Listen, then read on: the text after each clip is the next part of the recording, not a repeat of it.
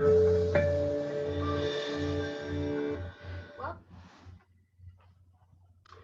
morning. We're going to flip this around so we can see everyone. There we are. Good morning and welcome to the 2022 LIAF, Landscape Inspector Association of Florida seminar. First of all, I certainly want to thank you all for being here. Your attendance is what makes these seminars possible and important. Our speakers, which we have a wonderful list of speakers today, as well as next Wednesday for part 2, are here to get their message out to our industry, and in particular to the professionals that we have associated with LIF. So I'm very glad that you're here. Couple quick housekeeping things while people are signing on. One, bathrooms on your own, as is breakfast and lunch. You're gonna have to wing that on your own. But very importantly, for those of you that are here to gather CEUs or are going to take advantage of the long list of CEUs that we have, what we need you to do is go to our website at some point towards the end of the day and please send an email with the CEUs that you are that you're qualified, that you need, along with whatever license number that we would need to submit along with your name. So we have record that you are here on the computer, but we would also then need the licenses on those that we have to supply to the association. So please go to our website, send us an email stating your name and the license numbers that you're going to be looking for CEUs from. The other, I want to, I understand you're here and you'll see a great presentation today, but I also want to tout next Wednesdays is live and in person. We're very glad we'll get to finally see some of the people that we haven't seen since the COVID break that we've all been taking. So next Wednesday we'll be at Flamingo Park in the city of Sunrise. We're looking forward to seeing everybody in person. These tickets were available one day at a time. So if for some reason you did not sign up for day 2, you still can. In addition, if you have some employees or other people, members of the green industry that you think would benefit from being there, we say you can go onto the website and still sign up for next Wednesday's meeting in the park. Okay, and of course, I'm William Burns. I'm the Executive Director for the Landscape Inspectors Association. Also here with us is Kevin Hunt. Oh, hi, I'm Kevin Hunt. I am the president of the Landscape Inspectors Association State Board and the president of the Broward chapter and the certification chair. So I wear a lot of hats. And if anybody wants to volunteer to be part of any of those organizations, the boards, I would love to have some help. So think about it. Thank you. And Kevin is good enough. We are at the Shinto offices for this presentation this morning. So thank you in addition for that, Kevin. Okay, the other thing I've got, the chat box will be open. You can chat. I'd ask if you have questions that you go there, and then we will speak to each one of the presenters and ask how they would like to have questions either on the way. Most prefer to have them kind of tagged up at the end. But that should be everything. Feel free to ask questions. If you have something specific for me, you can either send it through the website, through the webpage, or my direct email is bhsturf@yahoo.com. You can send it to me there. All right, that being said, I don't see any pertinent questions pending. Are we good to go? Excellent. So what I'd like to do is I would like to turn it over to December Loretano Haynes. She's going to introduce our first speaker. Ms. D, you're on. Good morning, everybody. William, can you hear me? Good. Okay, hi, everybody. We're up with the birds today, and that is very appropriate because our speaker is a wildlife photographer, an author, a conservationist, and her topic today is birds. But before we let her talk about birds, I want to talk a little bit about this very accomplished speaker. Kirsten Hines is based in Coconut Grove, but she's an international sensation here. She's got award-winning books, 5 books that are published and a couple that are in the pipeline for publishing, photography books as well as creative nonfiction. And one of her books is the Birds of Fairchild. Another one is Attracting Birds to South Florida Gardens. She's won Acclaim Press and Florida Authors and Publishers Book Awards for these books. She has some beautiful pictorial books, History of the Everglades National Park and Wild Florida, The Animals of the Sunshine State.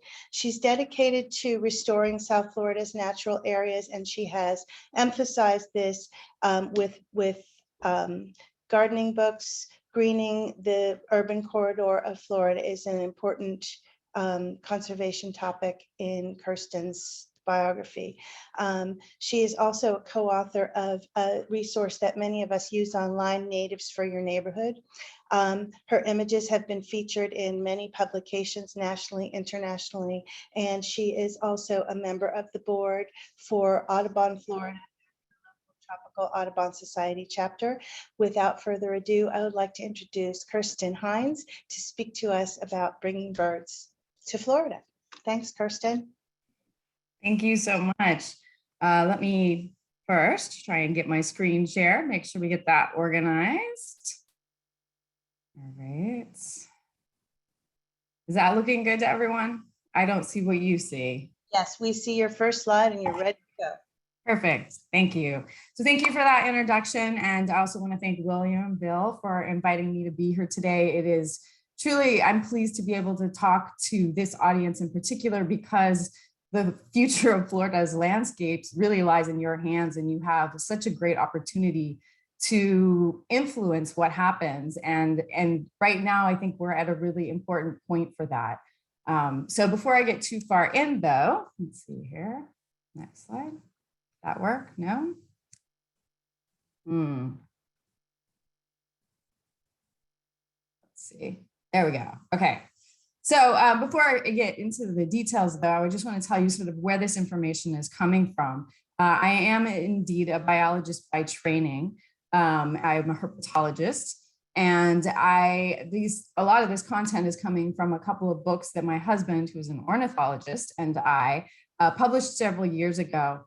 At the time, I was working still at the Institute for Regional Conservation and doing a lot of plant surveys, and was very inspired by this notion of bringing nature back into urban corridors. And so my husband and I are both conservationists, we're both biologists, and we were quite concerned at how little information was out there on what to do in South Florida, because as you know, Florida is a very diverse state, and South Florida is really different than even North Florida, much less the rest of the United States, which were a lot of where the resources were coming from for how to do wildlife gardening. And South Florida is really more tropical, and a lot of those plants don't apply. So we created this reference guide, Attracting Birds to South Florida Gardens, that was really specific advice about gardening for birds and other wildlife in South Florida. And then along with it, we did the Birds of Fairchild coffee table book, which was more hoping to be an inspiration and to help people consider the role of public gardens and these large private gardens and the role that they can play in conservation as well. So that was sort of the jumping off point and my transition from being a biologist to becoming a writer and photographer full time.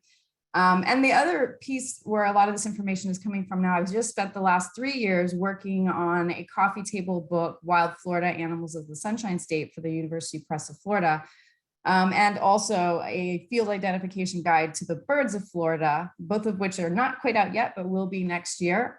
And so I've spent the last 3 years really traveling all over Florida, and I now have a much better understanding of Florida and its wildlife.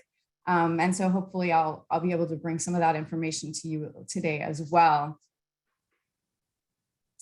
So I wanted to start by just talking a little bit about why should we care about birds and other wildlife anyway, right? And I would argue that the very first thing is, frankly, people enjoy them. And I think that was one of the things that came out of the pandemic was how many people turned to birding and watching wildlife in their own yards at a time when the rest of us were all locked down. And so I think there's even a greater appreciation now for some of this wildlife than there was even before. But throughout history, you know, there's a cultural and social significance to wildlife. And there's all kinds of studies out there that show that humans benefit from being in nature, but also from being associated with wild animals.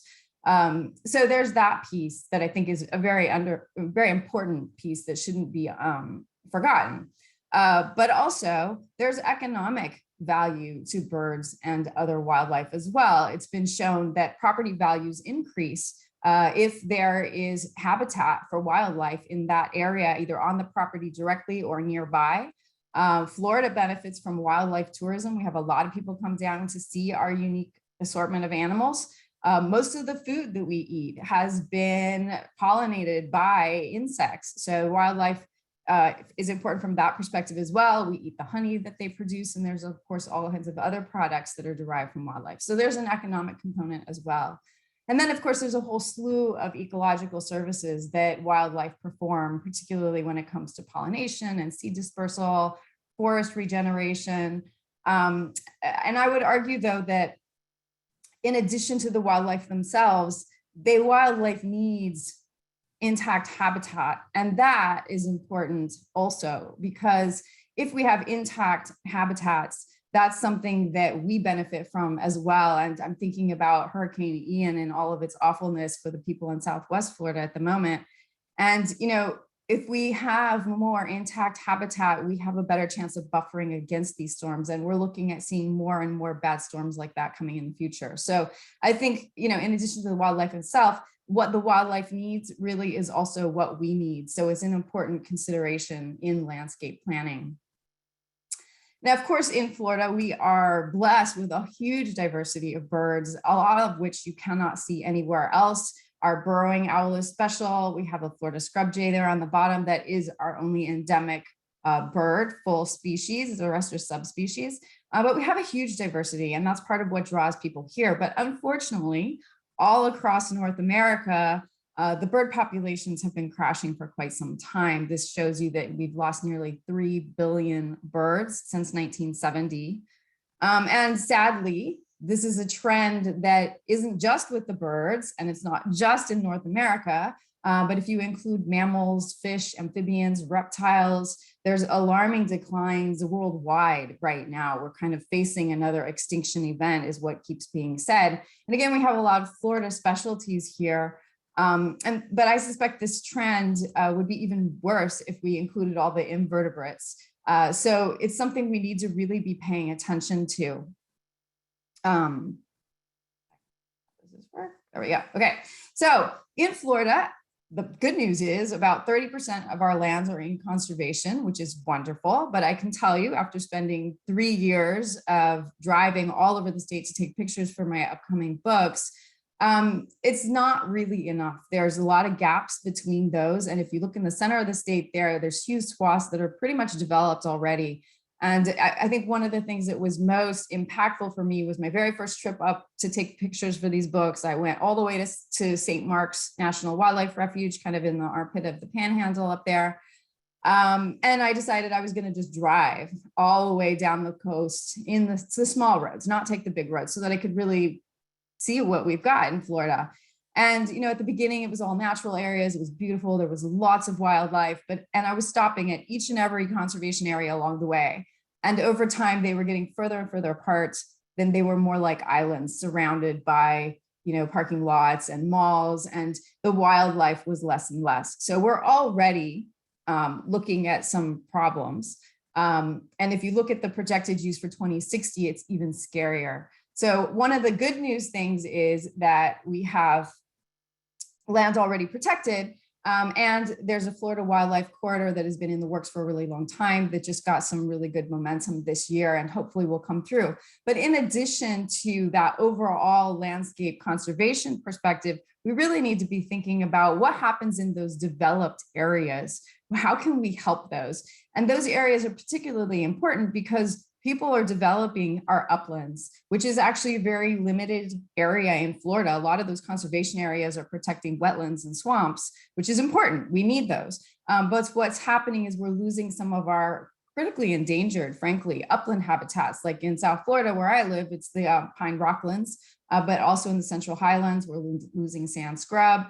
Up north, we're losing pinelands. So this is all very important, and we need to be more cognizant of making sure that we have some of that protected And here's part of why we need to think about that. Right now, we're in bird migration season, and those are birds that are flying sometimes thousands of miles. And each night now we have thousands of birds passing. And as dawn comes, what they're looking for is a place to rest and a place to get food. And this is what they're looking at over the developed areas. So what used to be intact habitat is now these fragments with, frankly, very little greenery left.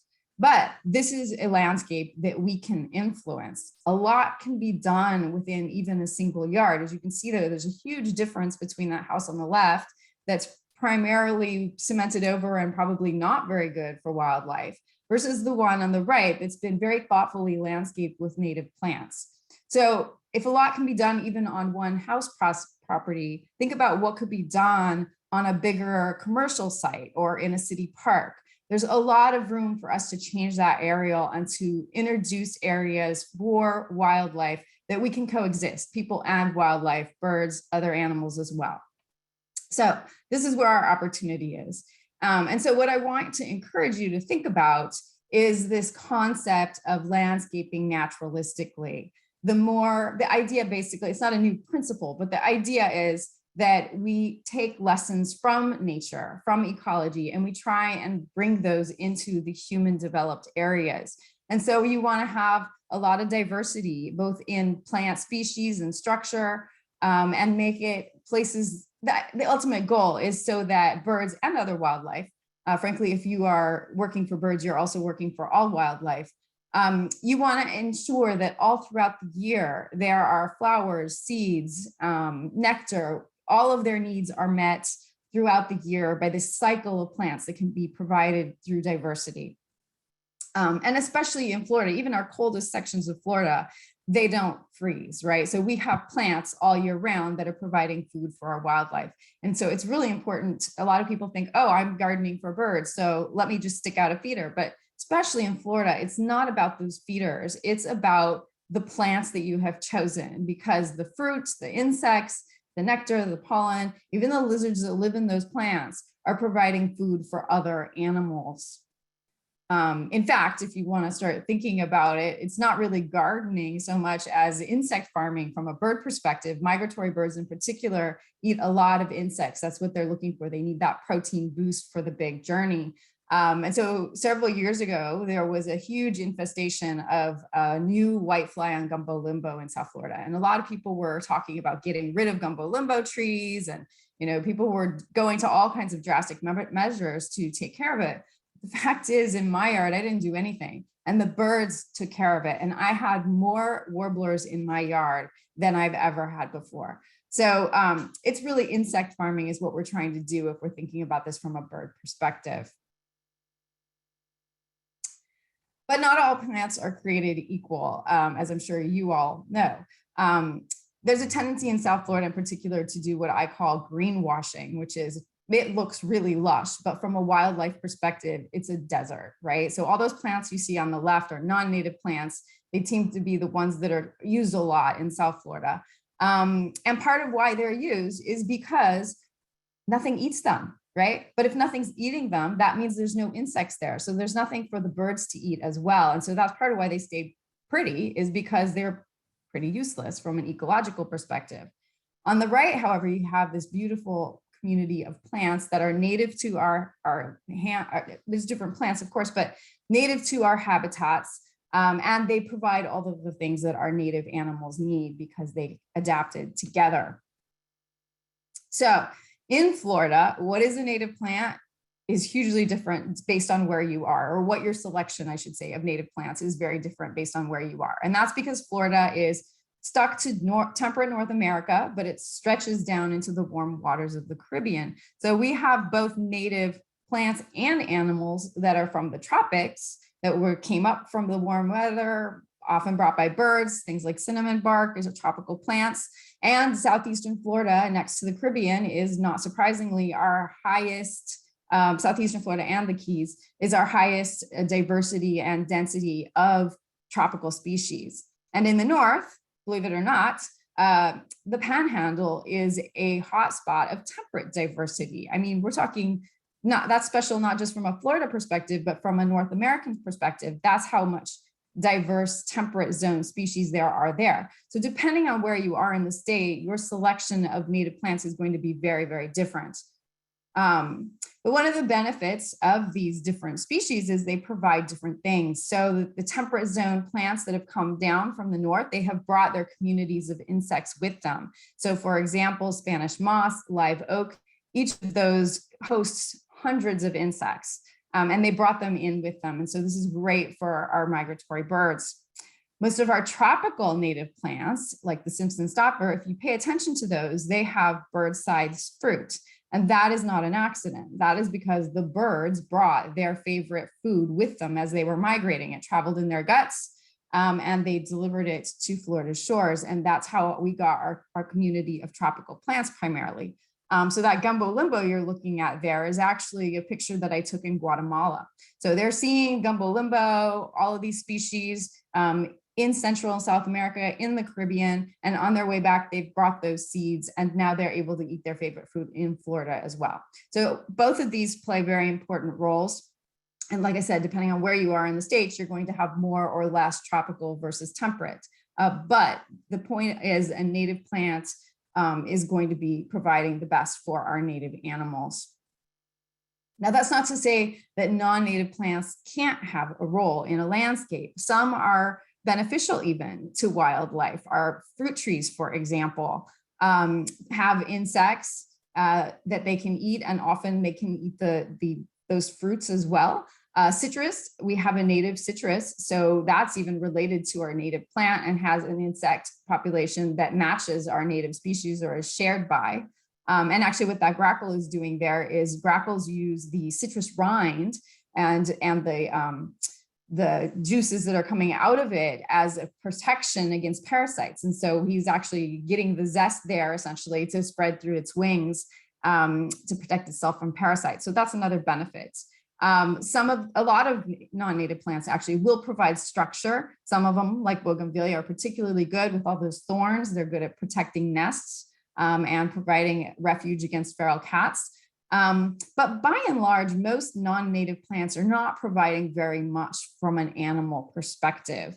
Melaleuca, for example, arrived in the US as an envelope, and it's the USDA's job to ensure that no insects have come with that, right? So in Australia, where it's native, Melaleuca hosts hundreds and hundreds of insects, but here in South Florida, not so much, none, basically. And meanwhile, it has become an invasive that's billions of dollars have been spent trying to get rid of it and restore our native habitats.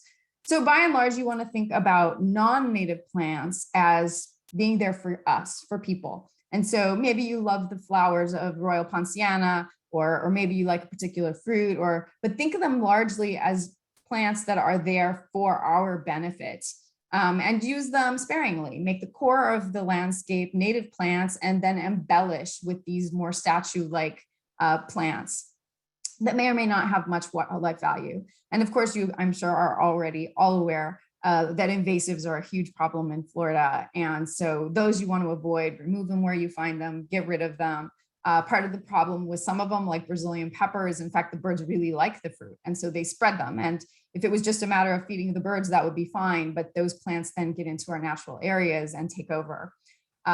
So be very cautious with invasives, and of course each area has their own lists about what is and isn't allowed. So that's what you want to pay attention to. Oop, backwards. All right.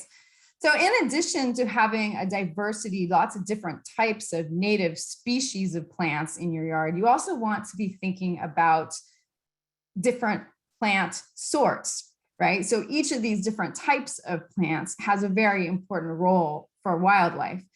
Trees, for example, are the emergent canopy. That's where large birds can roost, and bigger animals can also find refuge up there as well.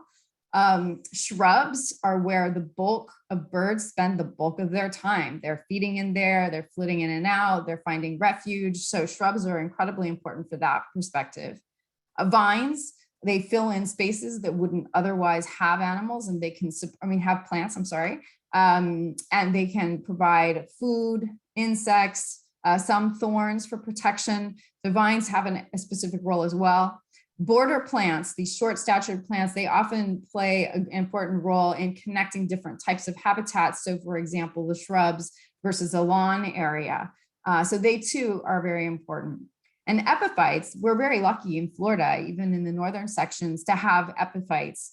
And what an epiphyte does is if you think about a tree and 1 square inch of bark, it's just 1 square inch of bark. But if you add an epiphyte to it, suddenly you have hundreds of square inches. And not only that, it's not just surface area, but it's collecting water and detritus down in there that provides habitat for frogs and insects. And from a bird perspective, if you've got a bromeliad full of insects, that's like a little grocery store, a little buffet that they can come to and eat. So it's wonderful for that.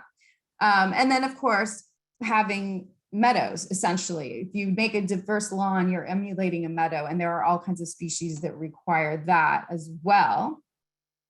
So to talk about that a little bit more, what you don't want is a monoculture of St. Augustine grass or Bahia grass or any of those. Really, you don't want a monoculture, because remember, what we're trying to do is provide fruit, seeds, pollen, nectar all throughout the year on different cycles. So if you only have one plant, you can only provide at one point in time. And then also, if a disease comes, the whole thing's gone. Most county or city parks already have diverse lawns in them. And it's really, it's a collection of what some people may consider weeds. But frankly, they do exactly what we need, and they support ground species like burrowing owls, and there's a lot of warblers that also require that. So it's also an important habitat, and from a human perspective, it's important as well, because it can make a landscape, provides vistas within a landscape, and can make things look more traditional, even though it's still playing a role in providing habitat for birds. Another thing to consider is not just the diversity of species and types of plants, but also how those plants are arranged. It's a little bit appalling how many South Florida, or Florida in general, parking lots really only provide a line of palm trees that are spaced very separately. It's very hot, right? And especially you park your car and you want some shade.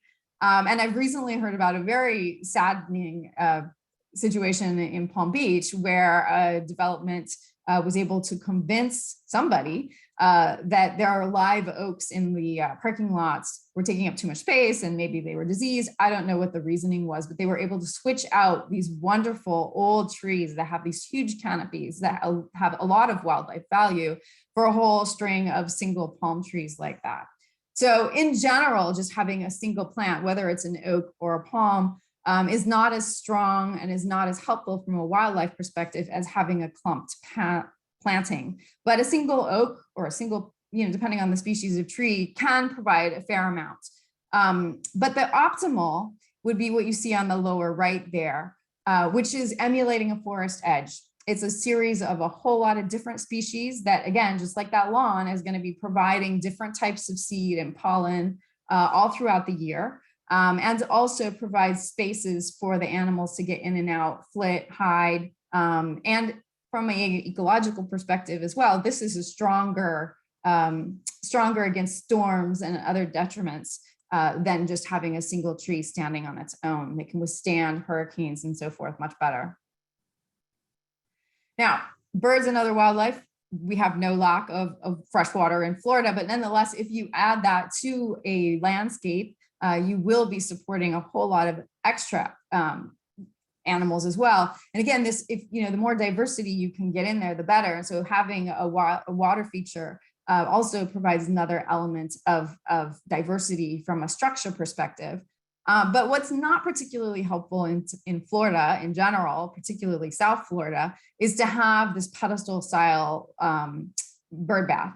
And that's because in the summer, it gets moldy, algae, it gets all kinds of mosquitoes. And then in the winter, of course, it dries out. It's impossible to keep it. So the better approach, both from a wildlife perspective and from a maintenance perspective, is to create naturalistic water features that are based in the water.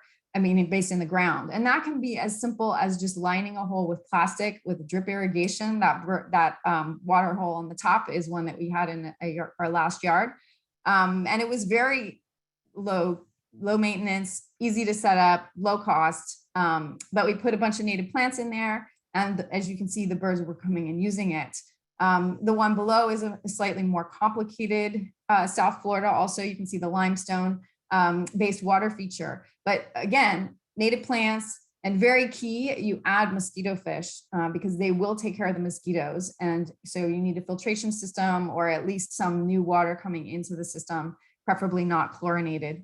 And then once you have a natural system like that, it will maintain itself. The plants will help create a healthy environment, and you can start considering introducing other species as well. So all those down there are hatchlings of native turtles that were introduced into that pond there that you see. Another thing birds need that all over South Florida, you see a whole lot of mulch, very thick layers of mulch, but that's not helpful from a wildlife perspective. Birds, and there are other animals as well, do need to have open spaces on the ground. A little bit of natural leaf litter is great, but they need access to those rocks and so forth, worms, grubs. So aesthetically, mulch plays an important role. And in fact, sometimes in the landscaping, it also is helpful if you've just newly planted an area or cleared an area, for example, it can help prevent erosion and get the soil set. But in general, even for aesthetics, it's best if you can just put it where it's visible and leave the open areas, open soil beneath the bushes and trees and so forth, where maybe it can't be seen, but the wildlife can still use it. And also birds and many other wildlife also need dead trees.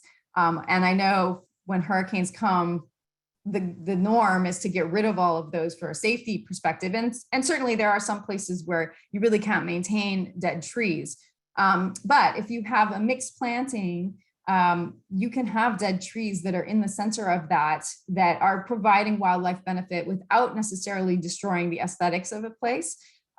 Or creating a safety issue. And my last home, we had a planting out front that was a mini hammock, and we had 5 dead palms in there. And one of them collapsed, and it was a long time before we even realized it because it was so deep in there and it had just kind of crumbled and fallen where it was because there was nowhere for it to fall. There were so many other trees supporting it. But judging by the number of holes, it was very, very well used. So when you're able, leaving dead trees is important. Having said that, I do recognize that there are a lot of, especially in commercial properties or in areas where you have a lot of human use, multi-use areas, that may not be possible. And in that case, there is a whole lot of nest boxes that can be put out. They're quite specific to species, like the eastern screech owl box versus the red-bellied woodpecker box. And you can see on a woodpecker box, it's very important to have something protecting the hole so that it doesn't they don't destroy your box immediately right there. That's a piece of stone that was there. But by providing these within a landscape, you can get the best of both worlds. You can have the birds close to where people can see them. You don't have to have the hazard of a dead tree, but you've also provided habitat that not just the birds will use, but also, as you can see with that anole, other animals will use them as well. Squirrels often will take over these boxes too. So they can benefit many different species as well. And as I mentioned at the beginning, if you're creating wildlife habitat, if you're creating habitat for birds, you will also be supporting all kinds of other species as well. And really they are in need of those spaces, so they will definitely come and use it. But one thing I want to also talk about is the fact that, it would be great for us to recreate natural habitat all through the urban corridor, but you don't have to go that extent. I know, especially if you're working on commercial landscapes or multi-use landscapes, that's not always an option. There's a lot of places that have very strict ordinances. This is a house in Coral Gables that does have a lot of strict landscaping rules. So this looks much more like a traditional yard. But if you look at those plants, those are all native species. They've been arranged aesthetically, but also with an eye to creating habitat. There are some areas where they're together. Certainly all across the ground, there's areas for birds and other animals to be able to get around without being spotted. And another point I just want to make with this is, this looks traditional, but has the value because it's got the right plants.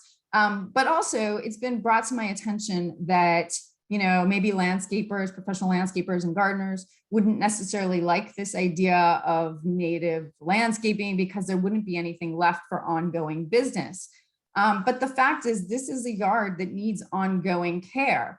So it doesn't need pesticides, it doesn't need fertilizers, but it still has a whole lot of mowing and trimming that can be done and needs to be done. So it doesn't have to be either or.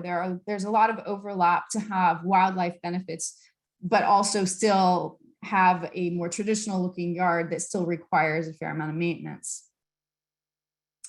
And I just want to point out that already the animals are adapting to us. I mean, we've got crocodiles that have learned to live in golf courses. People like to go swim with the manatees. There's dolphins in our waters offshore. I went to one beach that has gopher tortoises all over the parking lot. They're desperate for space, right? As I was driving and walking all over Florida, looking for wildlife, it's amazing how much coexistence is already happening. There are yards, ultimately where I found a bear to photograph was in yards in Southwest Florida in the Golden Gate Estates area. And that's an area that is currently being developed, and still has a lot of habitat, but also there are literally bears and panthers in people's yards, which is essentially, we need to learn to live with that. We need to learn to do some more for them. This is the pictures you see there are animals that have learned to accommodate without us really giving them a whole lot. But if we can give them a little bit more, we can really have a much better situation, not only for the wildlife, but for us as well, because it's beneficial. What benefits other animals also benefits us in the end. And so this is really where our future needs to go, especially as we continue developing. We know we're going to have more people. And so we just need to landscape more cleverly so that we are both all benefiting from it, I shall say. So with that, I do have these gardening books out here. I've got a few history books as well. And as mentioned, I've got a couple forthcoming books that will hopefully be out next year. But at that, I would like to open it up for questions if there are any.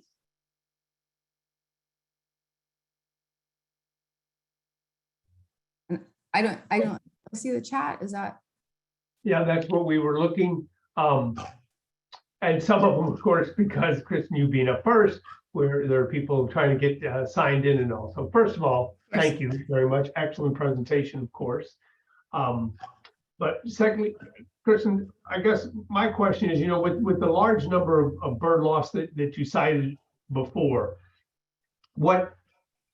it certainly sounds like a huge number. Is it raising, is it up dramatically? And what are kind of some of those causes? And then the follow-up, of course, would be, what can we as landscapers do to more or less help with that? Yeah.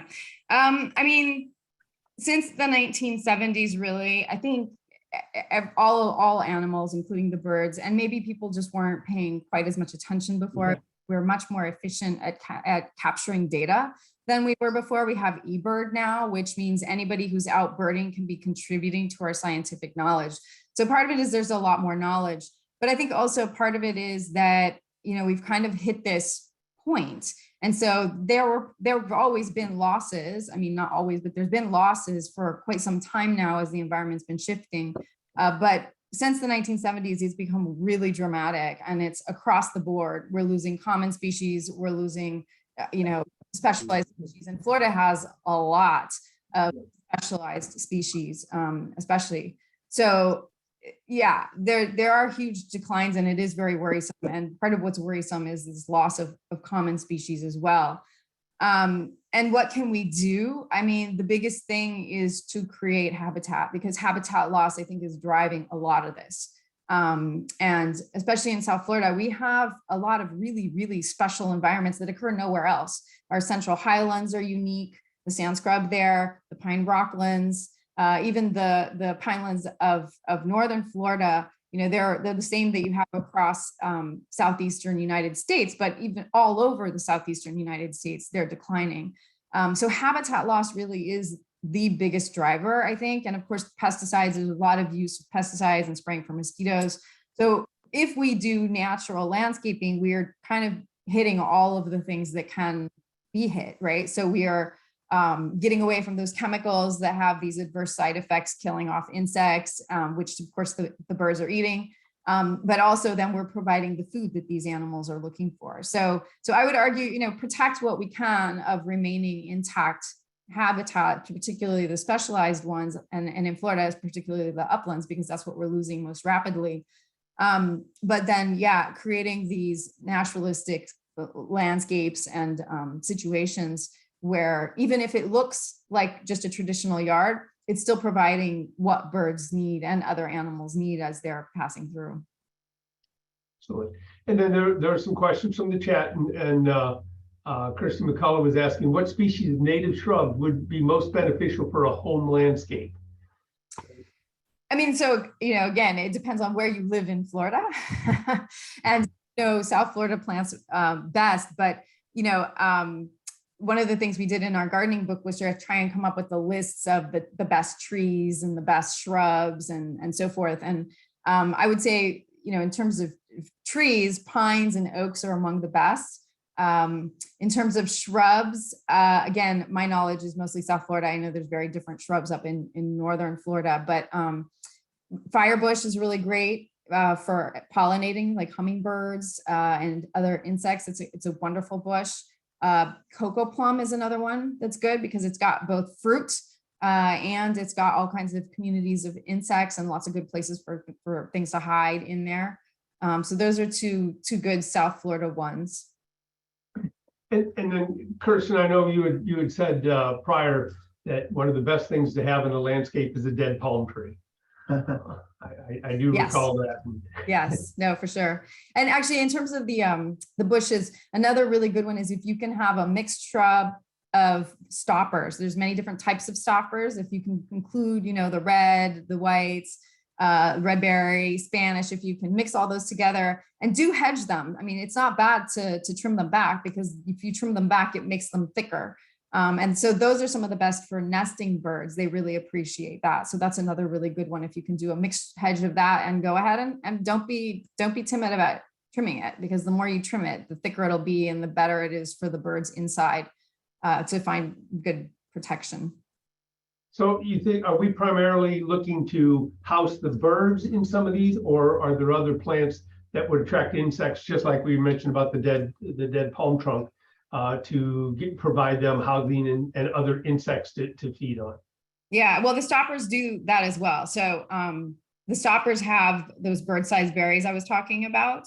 And a lot of these, the firebush, the stoppers, they also house lots of insects. Okay, so if anything that has fruit is often going to also attract insects. And so that's two different types of food supply. And then, like I said, the stoppers are thick enough that they can also provide housing and roosting areas.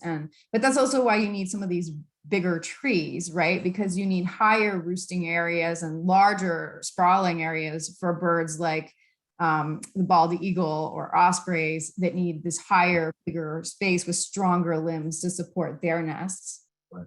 And even things like, owls, barn owls, barred owls, they would use them. Barred owls are a little less common within cities, just because they're more of a forest species. But if you have, it doesn't take much.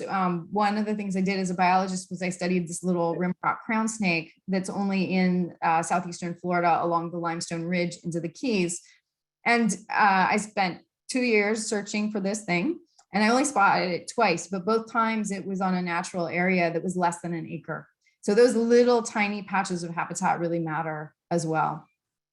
Speaking of owls, Teresa was asking, I heard it matters at what height you put owl boxes to attract screech owls. Are there any insights you could provide on that? Yeah, screech owl boxes are definitely one that gets used. We have a lot of screech owls and they definitely appreciate that. All of the cavity nesting birds really are sort of desperate because it's so common to get rid of dead trees and dead limbs. But yeah, it's a specific box you can find online. The specs are also in our book. But the thing to be aware of with nest boxes is that they are specific. So you want to get the right one for the species you're looking to attract, and you want to put it at the right height for the species you're trying to attract. But the amazing thing is, yeah, there are screech owls all over, even densely urban areas. So if you put up an owl box probably, I mean, sometimes it's instantaneous, sometimes you have to wait. I had a friend put one up and the next day she had an owl had moved in. I've had them up where they were, there for 5 years and I'd kind of given up on them, and suddenly I had a family and it came back every year. So don't give up if it doesn't immediately come. Same thing with purple martins. You put a purple martin box up, and those generally, they need open spaces, much more so than the screech owls are kind of, they'll adapt, they like some wooded areas, but they'll also sometimes go to pretty open areas.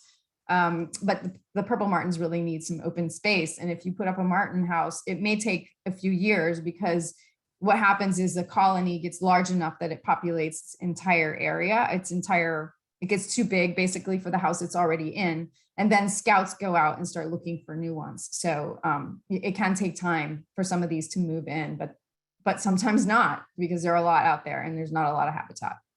And to the end, that question again, I've seen purple martin houses, they're all over Epcot Center, as a matter of fact. But they're at about, I would say, 12 to 15 feet off the ground. Is that appropriate for the owls as well? Or is that, somebody was asking specifically about the height? I know you said putting it up on the top of the house, on a tree, 4 feet off the ground. What do you think is best? Yeah, it's generally on a tree is best, although it doesn't have to be, but on a tree is certainly preferable. And yeah, I'm not remembering the exact specs, but it would be more like the 12 to 15, 15 to 20. Okay. It would be more like that than 4 or 5 for sure. And Kirsten, I saw a question on here from Kim Pearson, one of our friends, and I think, Kim, if I understood it right, and if not, you can put back in the chat box. She was asking about turf and types of turf. I know birds and turf don't necessarily, they're not going to, although there are ground nesting birds. Is there a particular turf, or some turfs better than others? Like St. Augustine doesn't really go to seed. There wouldn't be a food source there. If you had your druthers in species of turf, is there one that is more attractive or more beneficial to birds? Yeah, so it's really, St. Augustine grass is actually not a bad one to include, because it is a near native actually. But more than that, it's really, you want to try and move towards having a mix, not just a monoculture. So I wouldn't want to say, oh, just St. Augustine grass, right? St. Augustine grass is good because it's a near native. But again, you want to try and attract those other little herbs in there as well. And that happens naturally actually in Florida. So if you started off with the St. Augustine turf, over time, if it is not fertilized, I mean, not pesticided especially, and you don't mow it all that regularly and you mow it at a high level, those other plants will recruit into there as well. And it can include things like passion flower. I mean, if you plant passion vine along the edge, it can grow into the lawn as well. One thing I will say though is, there's a lot of places that are moving towards artificial turf, and that is an ecological nightmare. That it's compacting soil underneath, it's leaching plastics and chemicals into the ground, but also it's been shown that in fact that artificial turf is hotter even than pavement. So it's contributing to global warming in huge ways. So, and apparently there was an uptick in the use of it during the pandemic because people wanted to spend time outside, but they didn't want to maintain it. So, if you're ever involved into the project where they're pitching that, please talk them out of it. Agreed. Another question, there's several coming in, so I want to get as many as I can from Wade. Is there a location where we can find migratory bird patterns and exact times of the year for different species? Yeah, actually, there's some really wonderful resources out there. The Cornell Ornithology Lab is the ones that have created eBird, which is the citizen database. If you're out birding, you can add your data there. And with all of this new data, they've created some amazing tools. For those of you who don't do a lot of birding, I really recommend Merlin, which is one of their apps, and it's free. And you can use that to identify calls, identify birds by taking its picture. It's an incredible app. I mean, sometimes I just walk through the forest and let it play to hear who's around, because it's able to recognize things that I wouldn't necessarily if it wasn't showing me. Incredible resources, but Cornell has also then partnered up with some other organizations to really do a closer look at migration. And there's one that's called Birdcast. And then there's one that was just recently launched. You can probably find both of these either through Cornell website. They have a lot of resources. I definitely recommend going to the Cornell Ornithology Labs website.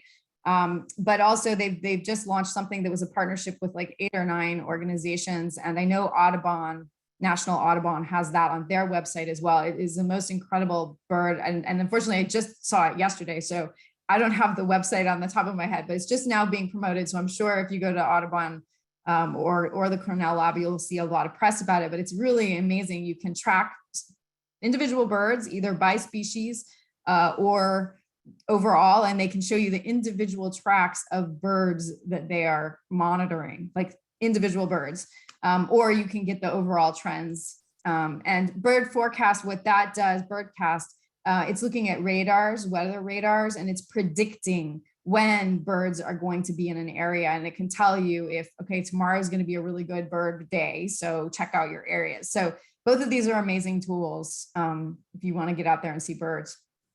Excellent. And then Rose chimed in and said that the National Wildlife Federation on their website has an area where you can find local native plants that are key for your area. So you may be able to do that as well. Yeah, there's a lot of really great native plant resources. I know there's a Association of Native Nurseries has a listing of places that you can go get native plants. A lot of these, I will just warn that a lot of these like national databases lose the nuances for individual regions. So Institute for Regional Conservation, they have a website, and they have, in fact, Natives for Your Neighborhoods is one of their programs. That one is probably the best native plant resource for South Florida, and it's extending into Central Florida. I think eventually they want to go into North Florida, but if you can find more localized databases, it's generally better. It captures the nuances better than these national databases do. Kirsten, in the last couple of minutes we've got, what do you feel about bird feeders? So the benefit of bird feeders in Florida is that the birds don't need them. So they are really designed for us. So you can use them. In fact, you should use them, but use them for you. Use them to bring the birds out where you can see them. And so that's really the role of bird feeders in South Florida. It's not so much to provide food for the birds, but to draw the birds out to where you can see them.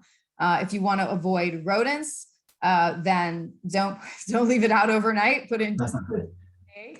And when you place your feeders, I should say, place it where you can see them and enjoy them. But you want to also be cognizant of not putting them too close to windows, or putting them right up against windows would be okay. But you want to space it correctly, because the downside of bird-friendly landscapes is that the birds are there and you get a lot more bird hits on the windows. And so you don't want to put your feeders in place that the birds are going to go into the windows. They see the reflection of the garden and they think they can keep going.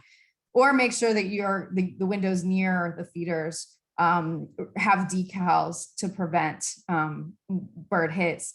But the other thing you want to do is make sure that your feeders are placed near to some bushes or somewhere where they can retreat as well, so that it's more comfortable for the birds and it's safer for the birds, but still that you can see the birds.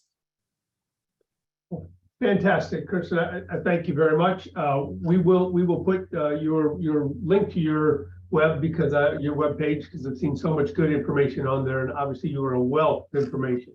We really appreciate you taking time to speak with us, especially nice and early in the morning. We thank you very much. And if people want to reach out to you, I assume they can do that through the link that we put on the website. Please do. And thank you. I hope I've said something that helps. And I appreciate all the work that you guys do in trying to keep nature in our more developed areas. It's much needed. Kirsten, thank you. Thank you. Have a great day. And for the rest of you, please stay on. We are going to institute a little bit of a break here. One programming note before you all flood away. Quetisha, Dr. Smith had a little bit of a change. He was running behind. So we are going to switch our next two speakers. So Al Key is going to be up next.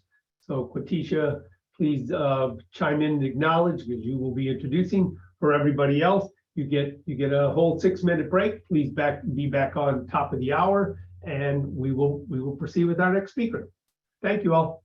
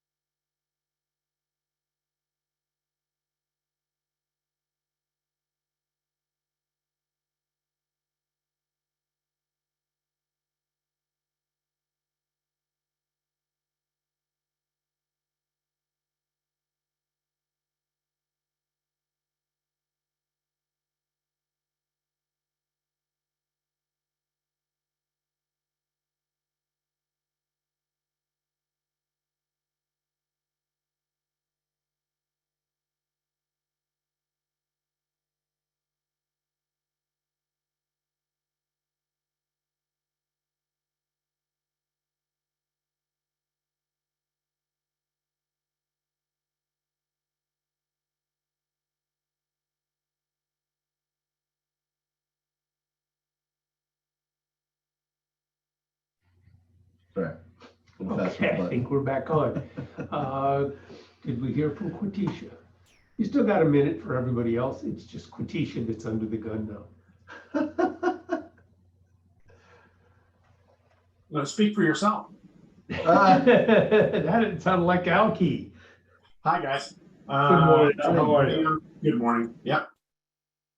You caught me a little bit by surprise. So, Yes.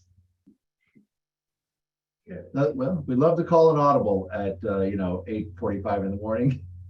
yeah, no, I was, all set to take a shower, I'll do all the S's, the shampoo, shine, shower, that just didn't happen. So it's all good. Such is the luxury of working from home. This is Are probably you in true. home California? No, actually, I've lived in New York for the last 27 years, and we sold the New York apartment and we moved to a house in Vermont. Oh, So, but I loved the state of Florida. So I have lots of Florida slides for you guys too. So it's good. So how do you like the picture of my great grandmother behind me? oh, nice. Is that okay? Yes. Sure. Yes. Okay. I don't think I want to have dinner with her, but with my manners, yeah.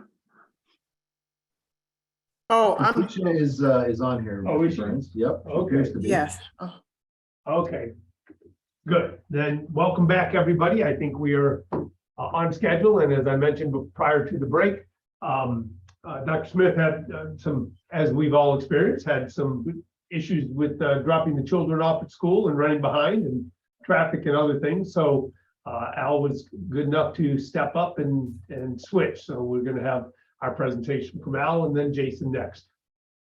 Even Micah, Dr. McMillan was good enough to step in and make a switch too if needed. So we've got a good group of speakers. So at this point, I'm going to turn it over to Quetisha. Quetisha, if you would introduce Al, please. good morning, ladies and gentlemen. Hope everyone's enjoying the workshop thus far. I know I have. Great presentation given by Ms. Kirsten. So thank you for that bit of knowledge that all of us probably didn't know. And it's a good segue right into our next speaker. And it's a pleasure for me to introduce him, who he's going to be talking about options for planting trees in limited open spaces. And I, being in the municipal realm, can relate closely with this topic. And as I know a lot of us can as well. So this is a much needed conversation and a workshop and discussion for us to have. And I'm always glad to be on the listening ear of Mr. Al Key, who has been involved in the green industry for 29 years as owner of Deep Root Green Infrastructure LLC. Together with his partners, he co-invented the silver cell and has received several patents for his inventions, which address trees and stormwater management in the urban setting. He has written for a wide range of publications, including the Journal of Arboriculture and Civil Engineering News. As vice president, he established a representation network nationwide, set up major distribution ships, and been instrumental on projects such as the Miami Beach Convention Center, the Lincoln Road Mall Extension, and the Fort Lauderdale Beach Los Olas Park. Mr. Key is a former board member of the Trees New York, a bronze level sponsor of the American Chestnut Foundation, and a forestry committee member of the Trout Club, and an affiliate member of the American Society of Civil Engineers. Please join me in welcoming Mr. Al Key. Well, thanks a lot, Quetisha. I really do appreciate it. I really have respect for what you do. And it's always a pleasure when Bill and Kevin come to me and say, hey, can you come speak? It's like, yes, absolutely. So with that, I am going to share my screen. And I was really taken by this slide, a LinkedIn post by James Morris, University of South Carolina. And it's just a reminder at the outset to, this is a photograph on the left that he took in 1973 when he was flying into Tampa. Just at the note of universal compaction and the impervious surfaces and things like that. It's been going on for over a century now. Over here on the right is the clearing, Carl Fisher clearing the Lincoln Road in Miami Beach. So it's just a reminder that this stuff is going on today, and our thoughts and prayers are with the survivors of Hurricane Ian as well. So with that, let's see, I'm a little sheepish talking along with a bunch of academics, and in order to give you an illustration, I'd like to give you a joke that was in Ghostbusters. So at the very outset of the movie, Bill Murray and Dan Aykroyd have been thrown out of Columbia University. They're walking down the main staircase at Hamilton Hall out of the main club at Columbia, and he says, Bill Murray says, "I know, we'll work, we'll get jobs." And Dan Aykroyd says, "Oh, the private sector is tough. I've worked in the private sector. They expect results." So that joke just shows you that I am not an academic here. This is a practitioner's viewpoint of what works and what doesn't work. I don't have a lot of data. I have a lot of opinion. I am going to share some research. And options for planting trees in limited green spaces is something that I've specialized in for a very long time now. And I would like to go into a bunch of these things. But I will say that all these systems work to some degree. On the right-hand side, this is a brand new project in Orlando, Live Oaks. There are trees planted in open planters and then trees planted in structural soil. And this is when it's working, right? But even though this is only 2 or 3 years after planting, the trees have gotten out of transplant shock, you can actually see that there's the trees in the open planters are darker and larger than the trees in the trees in the structural soil. So with that, I just would like to say all these things work okay, and maybe that tree in the background is good enough, right? Maybe it's not, and we'll show you, or I'll show you, or what I think are some of the workarounds to making this a better performance. So I always remind people at the outset that tree roots don't grow in dirt. They grow in the gaps of air between the bits of dirt. But the point of showing you that initial slide of those at the outside of the presentation shows you what universal compaction when you're developing an area achieves, right? Infiltration reduction is a linear progression, and this is from the North Carolina State University. And then over on the right, some data that Jim Urban put together from the U.S. Forest Service as to whether you measure it in bulk density or in Proctor density. Once you get to compaction levels of about 1.6, 1.7 bulk density and 85% Proctor density, regardless of soil type, the soils become root limiting. That's just a reminder from the outset, right? So what is the toolbox that's right. What is the toolbox that you would use in these high density places with low amounts of green space, right? And there are really 3 different types of soil systems that we use in these impervious areas.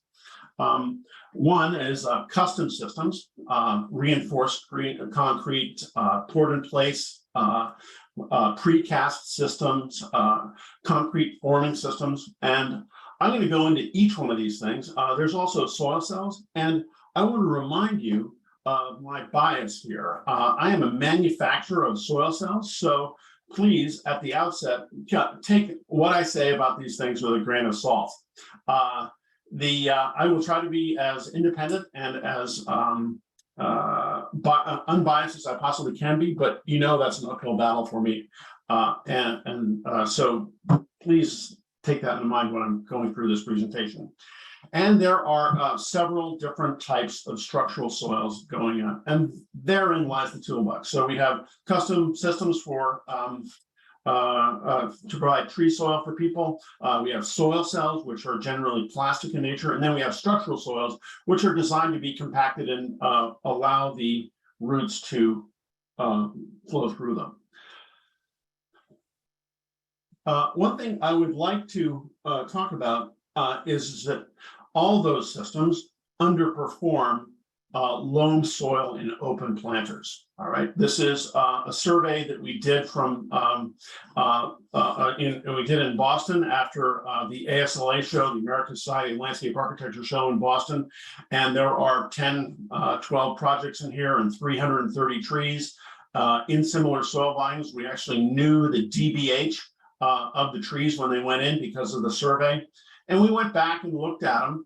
And we looked at what is the best way to plant trees. Structural soil was certainly very variable, and but generally underperformed either suspended pavement, that's soil cells, or and did not underperform suspended pavement, which in turn underperformed loam soils in open planter. So again, the best way to plant trees is to get rid of the pavement and put them into really good open areas of soil, if you can do that. But we're limited in these spaces in our downtowns.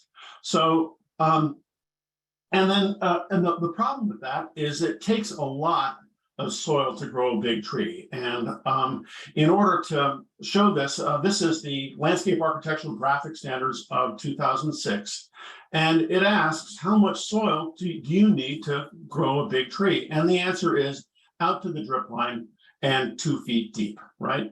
So regardless of where your tree is, or the amount of soil you have, you can actually tell how large the tree is going to get by the amount of area of soil it has underneath it.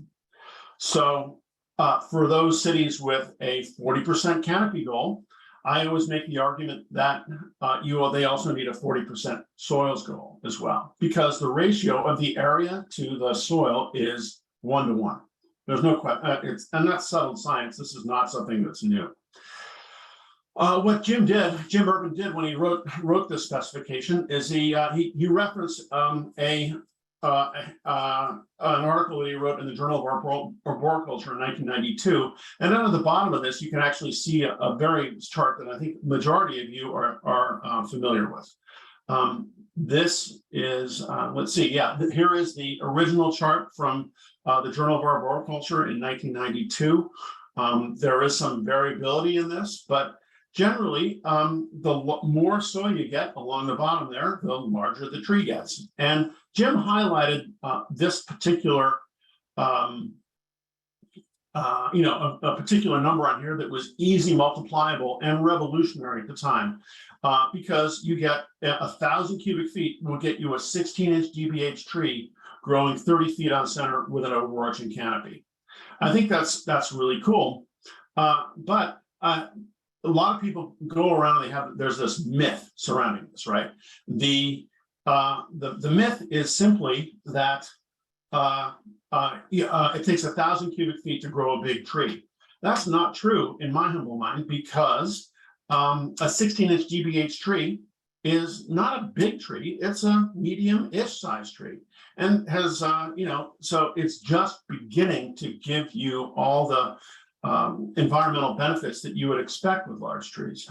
And so I would encourage people to push the soil volume out further into, above 1,000 cubic feet if they possibly can. A lot of that times that's expensive, either through real estate purchases or installation of soil that's 3 feet deep or something like that. It can get really quite expensive.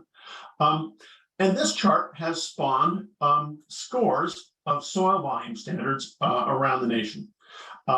Over here on the upper left is the required tree to soil volume ratio graph in Pompano Beach, right? Upper right-hand corner is the Metro Dade Tree Guidebook, which I just found online again. I think it's back up online. Down in the lower right there is the high performance guidelines for the city of New York, high performance landscape guidelines for the city of New York. And over here in the lower left is the soil recommendations for a wind stable urban forest from the University of Florida, Ed Gilman and Terry Parton's work. So these things have proliferated across the nation. And if your municipality does not have a soil standard for street trees, I would seriously consider doing that for you, whether it was in my products or not. One of the things that does happen in these really tight areas where you have limited green space is that I'll get a call from a landscape architect or a professional within the market and say, well, I only have room for 650 cubic feet, or maybe is that going to be okay? Or is it 750 feet going to be okay? And, the answer is yes, it's absolutely fine, but you're not going to get a large tree out of it. You're not going to have that thing give you the ecosystem services that you're going to expect with a large tree on average, right? So, what I'd like to point out here is that going back to the original research that we saw, that the trees occupy the same area above the ground as well as below the ground. And even young trees have the same amount of wood below ground as above ground. That's what this research is over here on the left. It's actually by Bartlett Tree, Tom Smiley. So if trees occupy the same area up and down the in our impervious surfaces, what are the design implications for that? Is that if you want to have an overarching canopy from tree to tree going down this walkway, you've got to have soil in that area in order for those trees to reach an overarching canopy. If you want the canopy to go across this area, then what you got to do is you got to provide soil over to that green space over there, so the trees can actually reach over that area as well. So those are the design implications. And again, soil volume canopy goals for cities. If you have a certain canopy goal, whether it used to be 40%, now it's much more nuanced than that. If you have a 40% canopy goal, think of it in terms of a 40% soils goal, and then you'll go a long way to getting that done. So just to review, how much soil do you need to grow a big tree? It's out to the drip line and 2 feet deep, or 2 cubic feet for every square foot of canopy projection. All right. Any? I think we'll do questions at the end, right? I'd like to go. So now I'm going to go into the various custom systems that I've seen. I don't have any examples of these in Florida, but these are custom pour-in-place systems of columns and beams for tree soil that you filter water through. Probably the best one that I know of is at the Christian Science Center in Boston, Massachusetts. And this is my favorite brutalist landscape, but unfortunately, it hasn't aged that well. In that we would never plant monotypic stand and lindens this way. But the point is, they look really great after after 50 years. The this is again a custom ported place system of columns and beams for tree soil. It's around 700 cubic feet of soil per tree in a shared rooting volume. The water comes across this plaza area into the base underneath the trees and goes through the permeable pavement that's been installed there and occasionally cleaned. I think it was cleaned a couple of years ago for the first time in 50 years or so. Anyway, really good installation. This is actually an intensive green roof over a parking lot. The Denver 16th Street Mall. This is an example of using precast. And I don't think the trees are doing very well here. After 40 years, honey locust should be a little larger. They're only getting about 300 cubic feet of soil within this system.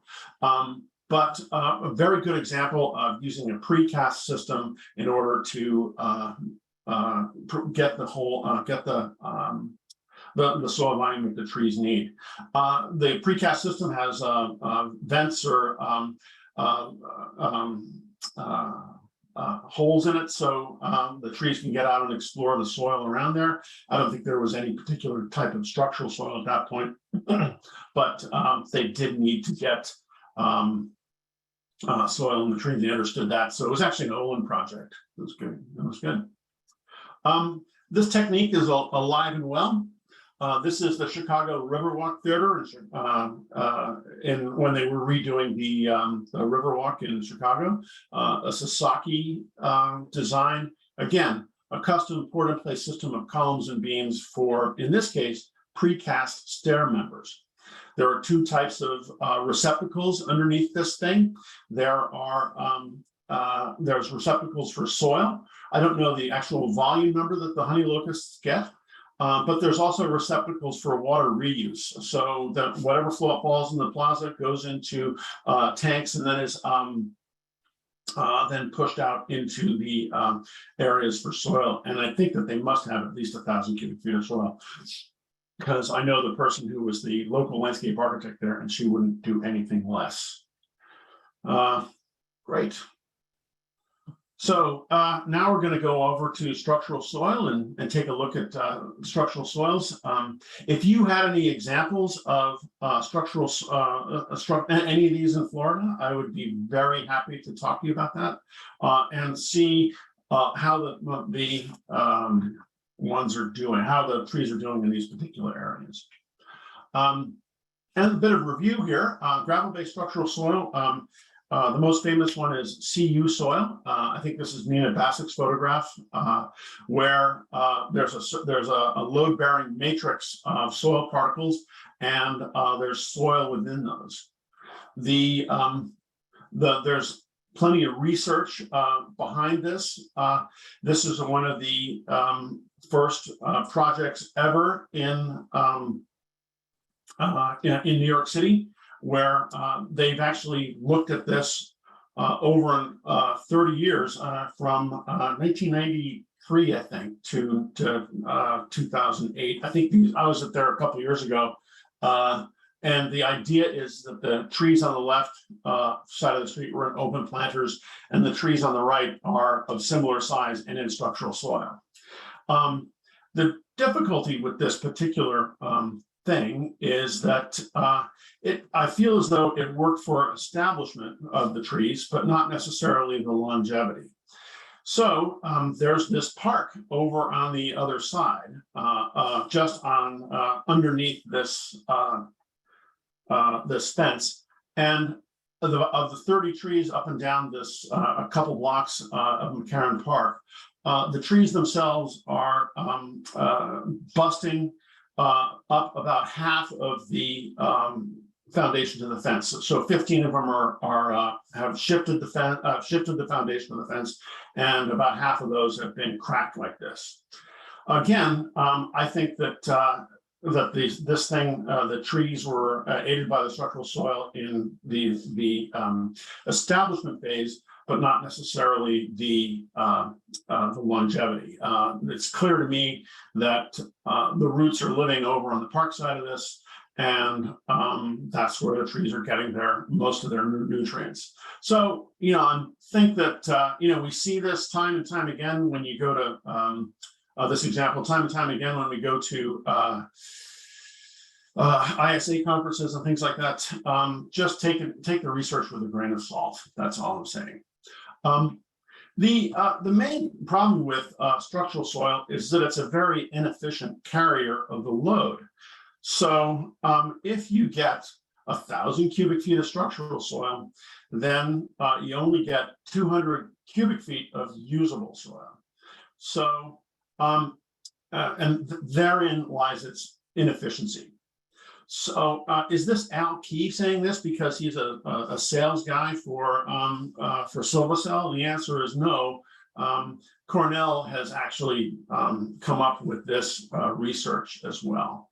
So what Nina Bassick and Jason Grabowski did in 2003, and more research is definitely necessary along this thing, is that they created a containerized experiment saying, okay, how good is the structural soil as opposed to loam soil? So they had several containers of structural soil that were the same size of soils that were loamy soils. So same size container for each one. And then they put Ficus benjamina into these things. They also had a loam soil, which was the same amount of soil that was in the large container of structural soil. And lo and behold, the large structural soil and the amount of the small loam soil data is virtually the same.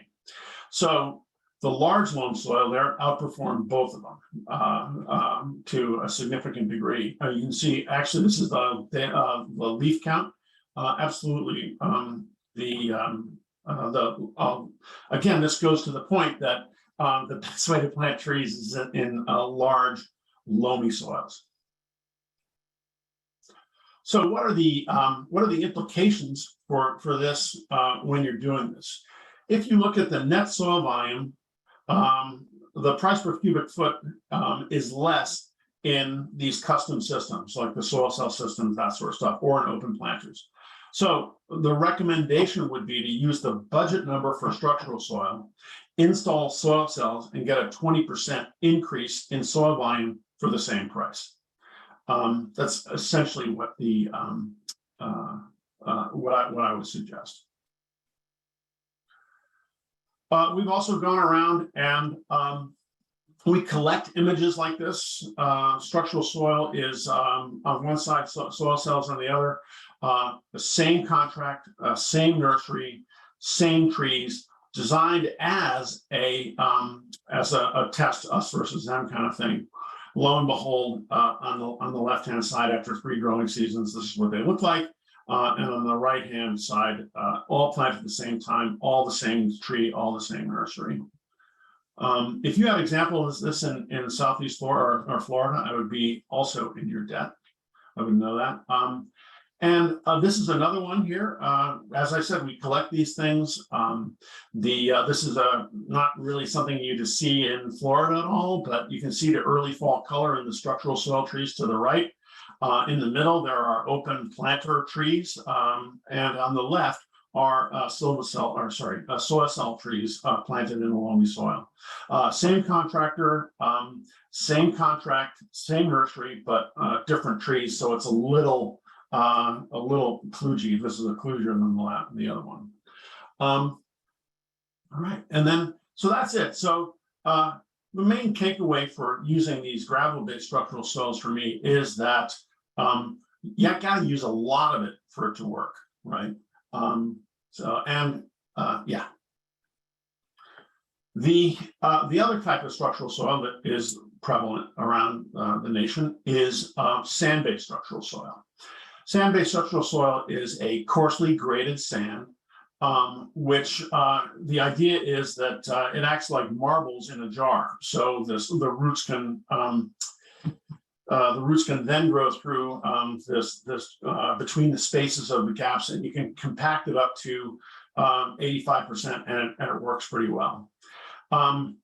There are three characteristics of this thing, and there's a dichotomy in my mind, which you need to be aware of if you want to use this soil. If it works very well if it's irrigated and it's compacted to below 90%. But it's root limiting when it's compacted above 90%, and it's got to be irrigated. And there's limited organics within this as well. So to get up to say 2.5% organic matter would be a challenge, and they're trying to reduce that as much as possible. The sand-based structural soil has a long history.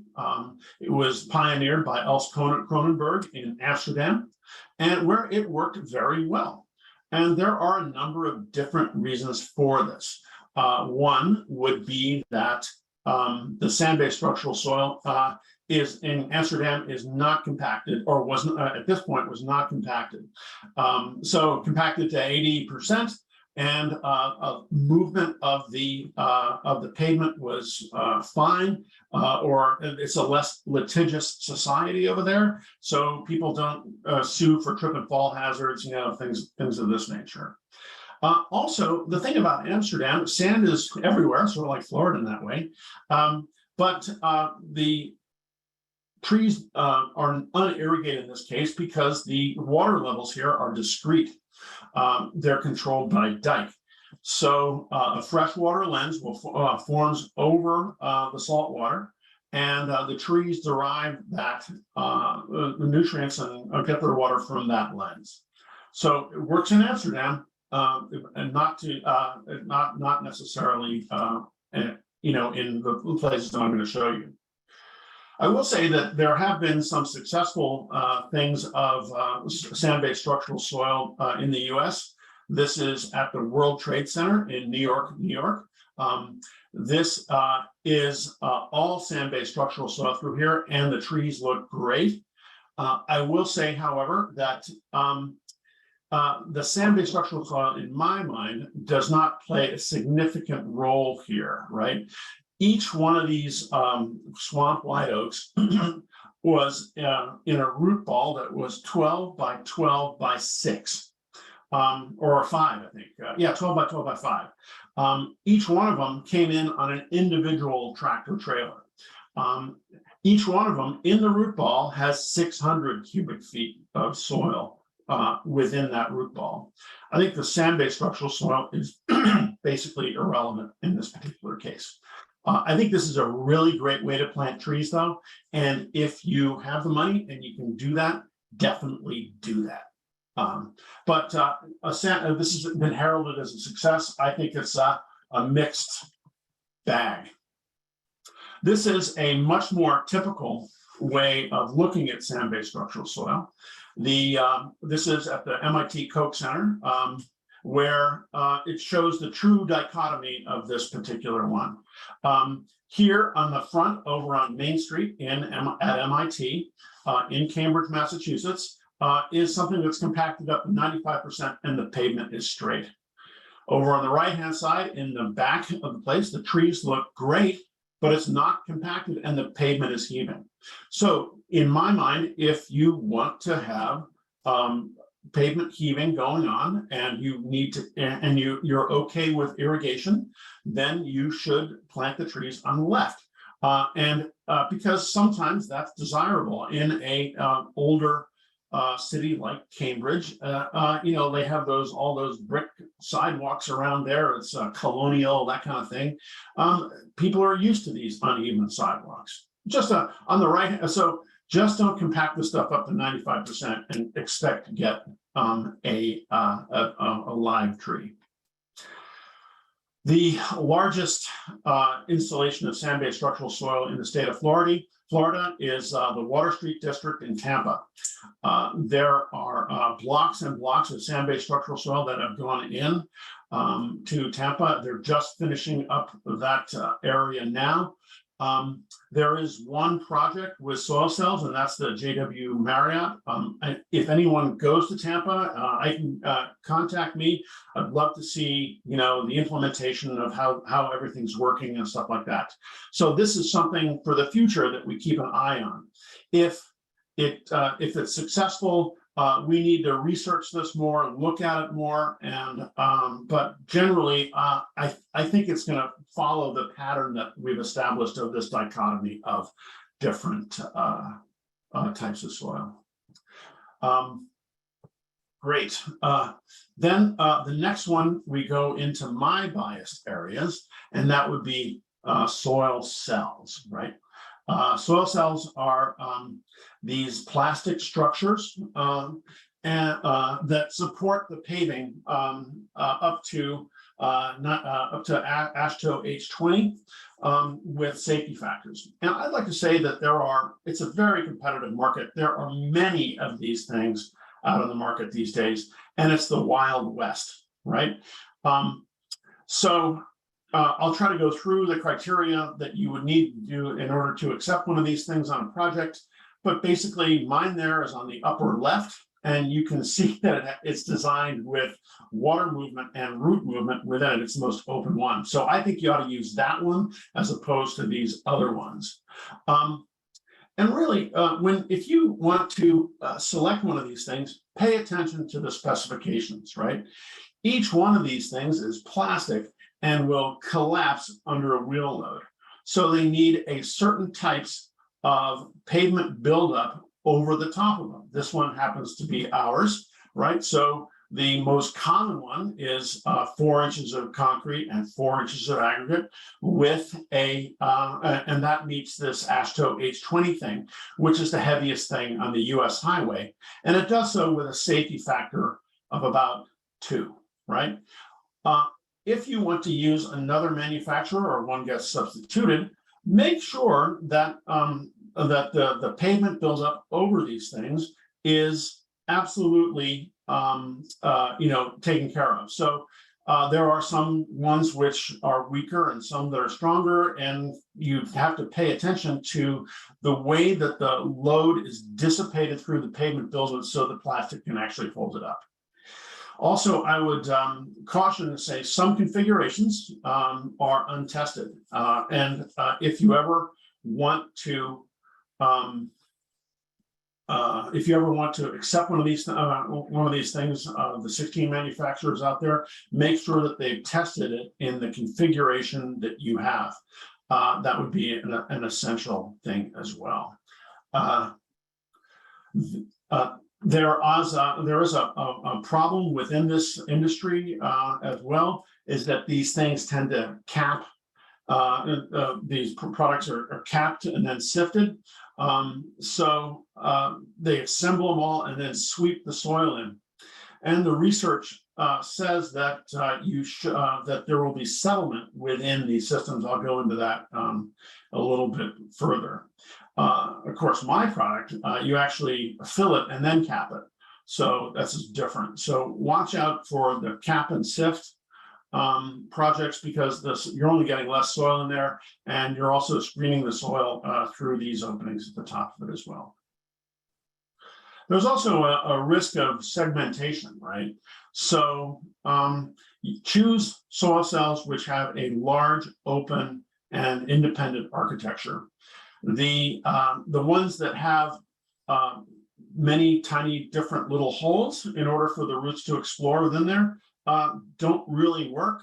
This is some work that was done in England where they showed a soil cell and then compared it to a sandy loam mix and a loam soil, and it doesn't work nearly as well because of the risks of segmentation.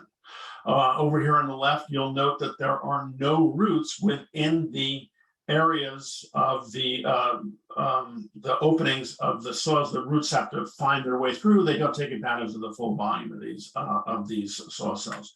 So when you select a soil cell, make sure that it's really open and for water coming through the placement of soil and for the exploration of roots as well.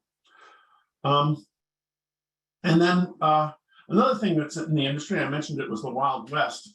People say, yeah, sure, you can cut these things. No problem, just cut them in place, not a problem. Before you cut these things, make sure you read the warranty. because cutting will avoid the warranty on it. Even though, oh yeah, sure, cutting is not a problem. You'll hear this from time to time. Also, these things tend to be rectilinear, and only a few of them can be curvilinear. So watch out for cutting. Cool.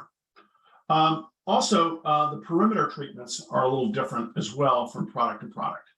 So on the left is my product. We put a geogrid around the perimeter of this system in the hopes that the roots are going to get out of the system. This is a fabric with 1-inch apertures, which manage the interface between the planting soil on the interior of the system and the compacted fill at the exterior of the system.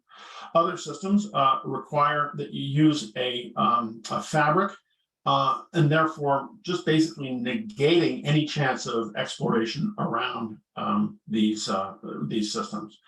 Not that there'd be a lot for the trees to go after outside the perimeter of these systems, especially on the left there. There's not a lot of organic matter in that particular one, but generally, trees will be able to find fissures in soils and things like that, and we just want to encourage that to happen as opposed to just cutting them off completely. So where are these going on? Our signature install, the first one we did in the state of Florida, was in 2008 at the Lincoln Road Mall in Miami Beach. These live oaks are looking very well afterwards. I took them in 2018, and at the beginning of COVID, I usually travel to this place at least once every couple of years. And my apologies, I haven't been there recently, and I assume that they're doing just fine. The most interesting thing about this particular installation was that it was so deep they had to use a dewatering protocol on this particular site. So, so it was so deep and so dry. We saw what we took to be the ancient marine forest layer of it wasn't even soil that Carl Fisher took out. You see on the left hand side here, you see that layer. We tested that. That was actually a forest soil. It was mainly I would say mulch or compost left over from. We took it as being what Carl Fisher left before they poured 2 feet of sand on the top of it. So I thought that was very, very interesting. Great. Miami Beach Convention Center, really probably the largest installation we have in Southeast Florida. The blocks along Washington are all placed in solar cells, and the blocks over on Convention Center Drive are also within solar cells, as well as the Convention Center Park across the way. One thing about this is that we're planning for shade trees in front of the Convention Center, and now their palms were substituted for some reason. I don't know why that was, but there was a significant amount of soil volume in place for the palms there.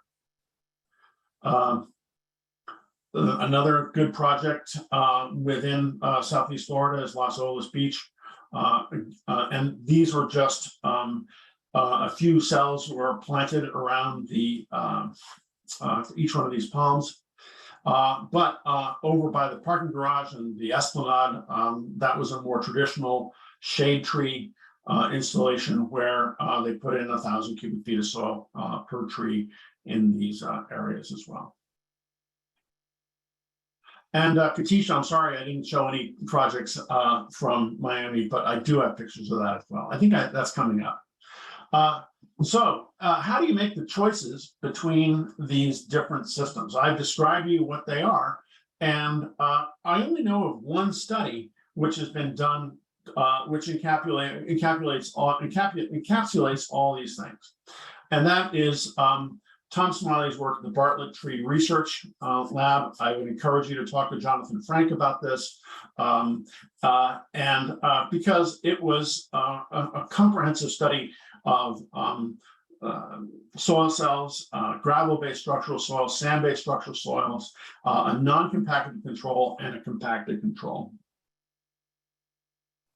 All done in 2.5 yards of space up and down, in a random area. They put in liriodendron. So the conclusions from the study, and I am biased here, that load-bearing modules with loam is the best, right? There are two different sets of data here. If you look at mean trunk diameter, the sand-based structural soil, the gravel-based structural soil, was more or less equivalent and statistically similar to the compacted control. So this is doing nothing and just planting trees in 4x4 tree pits is roughly the same as sand-based structural soil or installing gravel-based structural soil, according to this study. And you'll see this in mean height as well, and the mean weight of tree parts, tree weight, so the slice off the bottom, slice off the top, and then weigh the wood on either one. Again, two groups of data. The open control, similar to silva cells and strata cells, or soil cells, I guess I should say, and also the root number as well, much more larger in these soil cells. So, a picture is worth 1,000 words. Over here on the right this is the open control on the top. This is the compacted control on the bottom. So for the open control, it's just, there's no concrete, it's just open. And on the bottom, it's a compacted control, just completely compacted up to 95%. You put the tree in that thing. The two load-bearing modules that they used were really the best out of the whole thing, and the gravel-based structural soil and the sand-based structural soil were roughly similar to the again to the compacted control. DBH says it all. The open control and the soil cells were roughly equivalent in terms of plant performance, and DBH is a rough proxy for tree health. So that's good. There was a, so it's just in between, the strata cell and the silva cell, and it's okay, they all work out.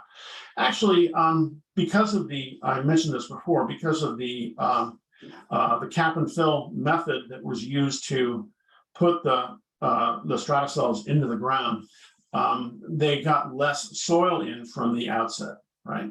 So that's what this is saying over here. On the lower left-hand side is their method to try to get more soil into the strata cells. And over on the in the center here is Jim Urban placing the soil within the silva cell system there. So not only did they get less soil into the strata cell, but they also got more subsidence. So roughly double of what you would, more than double the subsidence within the system as well.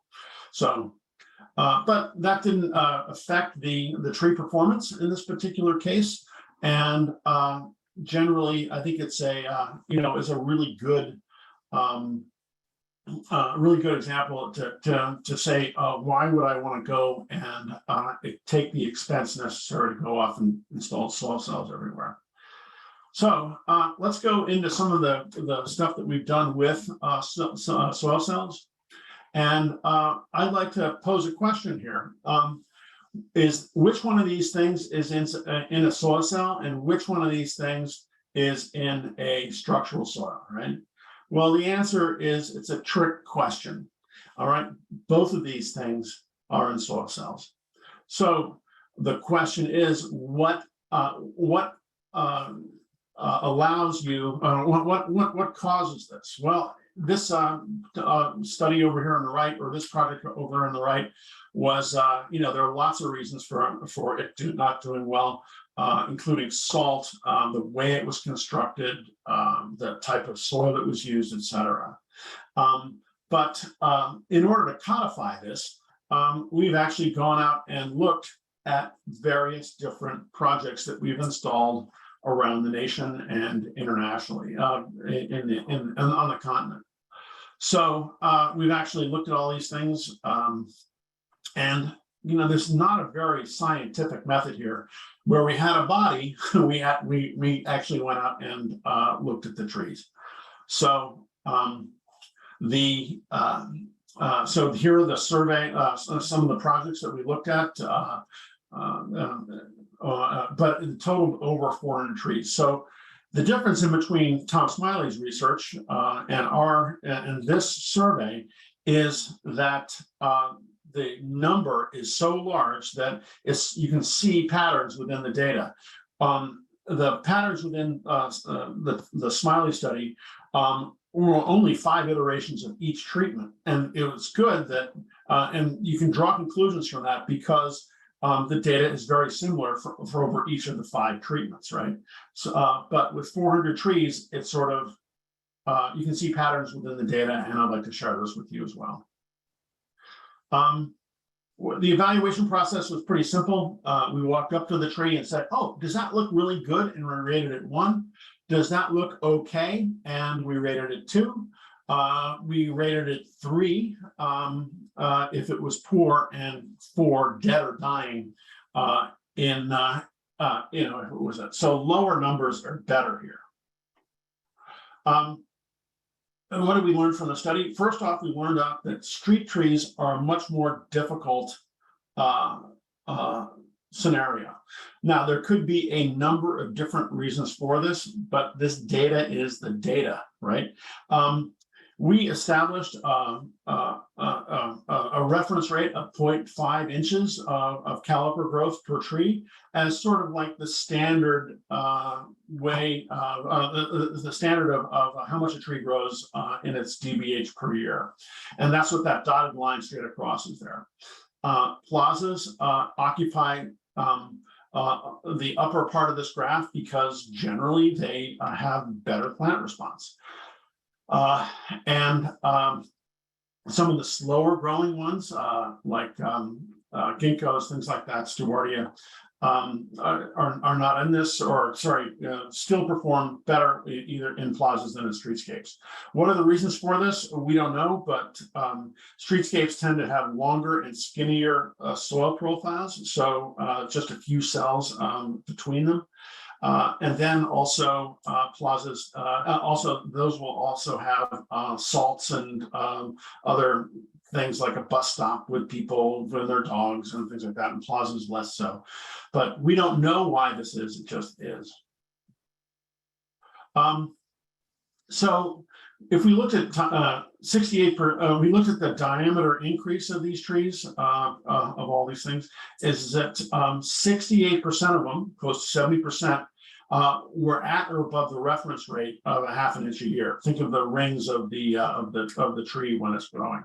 If it's not a 1/4 inch wide, then something is going on with it.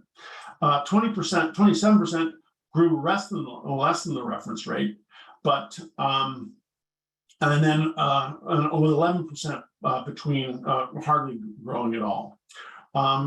And of those 5% were slow growing species like ginkgo, Stewartia, carpinus, that kind of thing. So we got 82% of the trees did well in our study, either excellent or good. And so I always say we got a B. Right. We started off on this in 2006 as inventing a completely new technology. And I think this is a learning curve for us, right? So like everything we do, we try to improve. And we've done some learning. So if we redid this study now, I think we'd probably get different results, and we hopefully can improvement. So with that, I'm sort of wrapping it up here. and we'll throw it out for questions pretty soon. I want to give you a rapid fire select Florida projects. We have done a lot of work with FDOT. This is the Turkey Lake Service Plaza, just west of Orlando. This is a Joan Randolph project. Each one of the live oaks on the plaza, it gets 1,000 cubic feet of soil per tree. The old Pompano Civic Square, Pompano Beach is becoming a real leader in this idea that they have a soil strategy in place to reach their canopy goals. Thank you very much, Wade. The Pompano Beach parking facility is another one.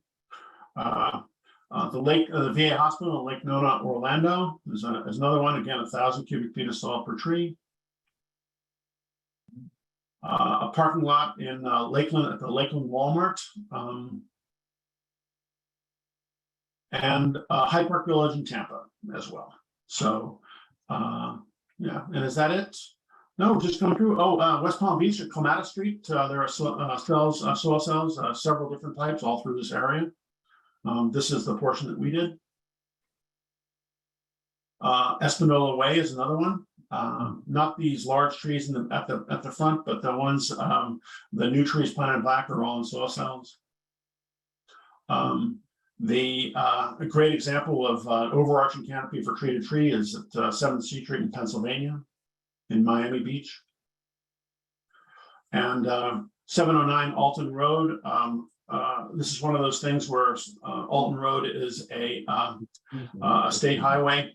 And so this is city funding in compliance with FDOT specs. What I thought was really interesting about this is that you can see that the sidewalk is higher than than the roadway. And what's going to happen here is that when they pull the roadway up, it'll be even straight across because they're adding 3 feet to all of Miami Beach. Or at least that's the last time I checked. You guys are probably much more expert than I am on these. The New World Symphony in Miami Beach, and Virginia and Mary and Coconut Grove. And with that, I will throw it out to questions. Al, that was excellent. Thank you.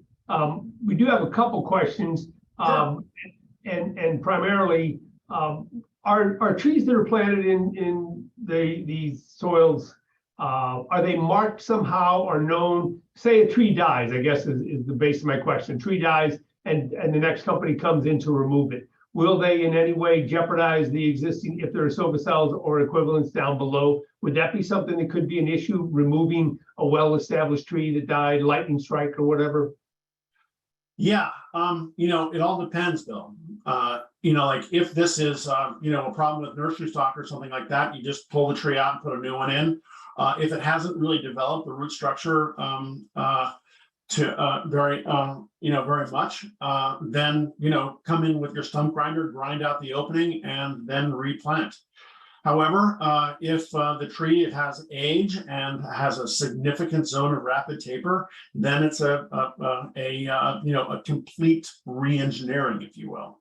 So it depends, and I think that no one knows the answer, as well as practitioners such as yourself going forward when they have these, as we move forward as these projects begin to age. But good question. So with I guess the fact that the cells are down below the ground, that would be something that would be shown maybe on a site plan or kept track of by the city or municipality, so that the next people down the road hopefully would know and not just go in and if it's a large tree, yank it out, because they could be causing extensive damage to the structure soil below. Yeah, I can tell you that in the city of Toronto, Ontario, they look at trees as infrastructure. They've classified them as a utility. So there is a GIS layer of them down at City Hall. And the locations are well known, and they have a practice to replace. They have contracts to replace these things, to replace in kind. And it's very well thought out. But yeah, that's one of the things we have to do is we have to track the areas where the cells are, so we know what the deal is. So we know what's below grade. Absolutely. Excellent, thank you.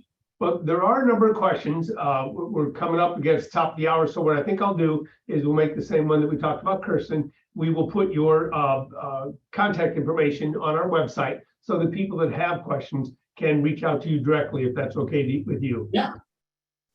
Absolutely. Excellent.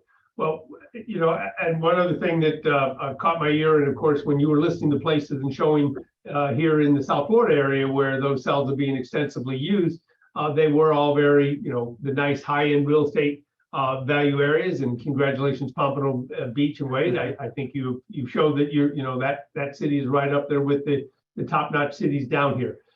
It's a high hope as the property values go up down here that we can bring the tree value up along with it. And if there is a cost concern about making the soil available for trees, that as the values go up, we're going to be able to include these kind of things, because long term, we need something along this line to be able to say we're going to have a canopy that's going to persist longer than 5 to 7 years.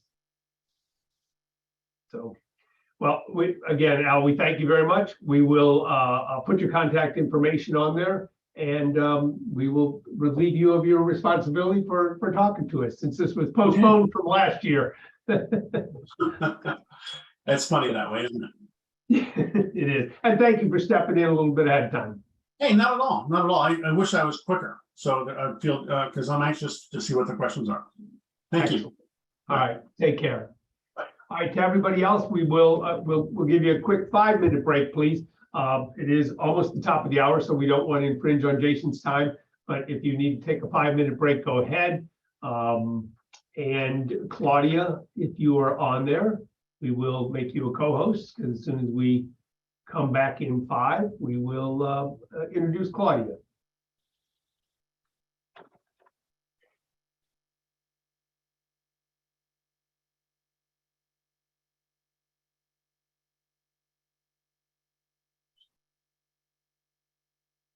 So I can go ahead and should I go ahead and share my screen to get my presentation up? It's Jason here.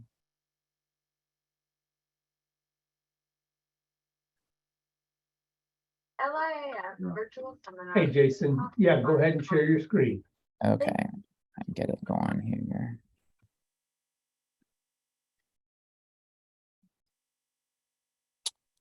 And let's go ahead and get it on. So there we go.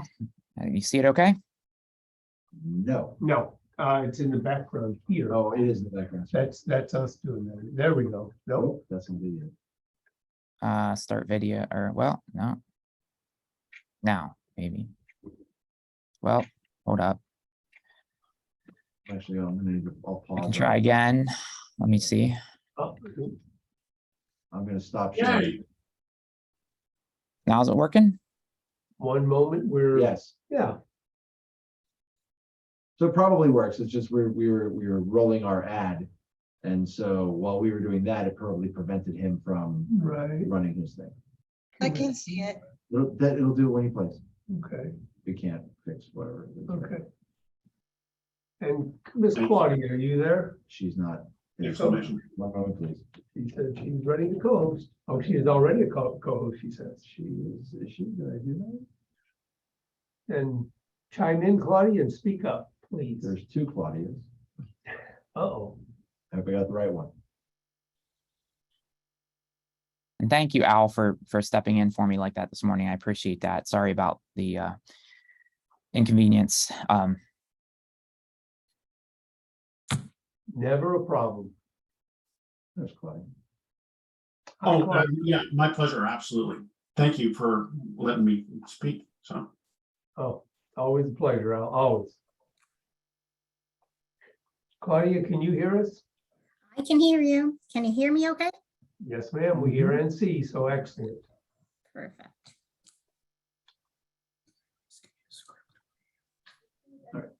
All right, and Jason, your screen looks good. Kevin, Okay, what is good. that, Al's screen? No, that's our video playing in the background. Oh, that I okay. paused. That may or may not work. Yeah, go ahead and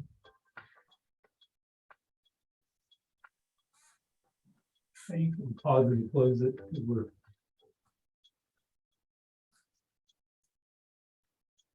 We don't give it another. Yeah, right. And we gotta do it in between.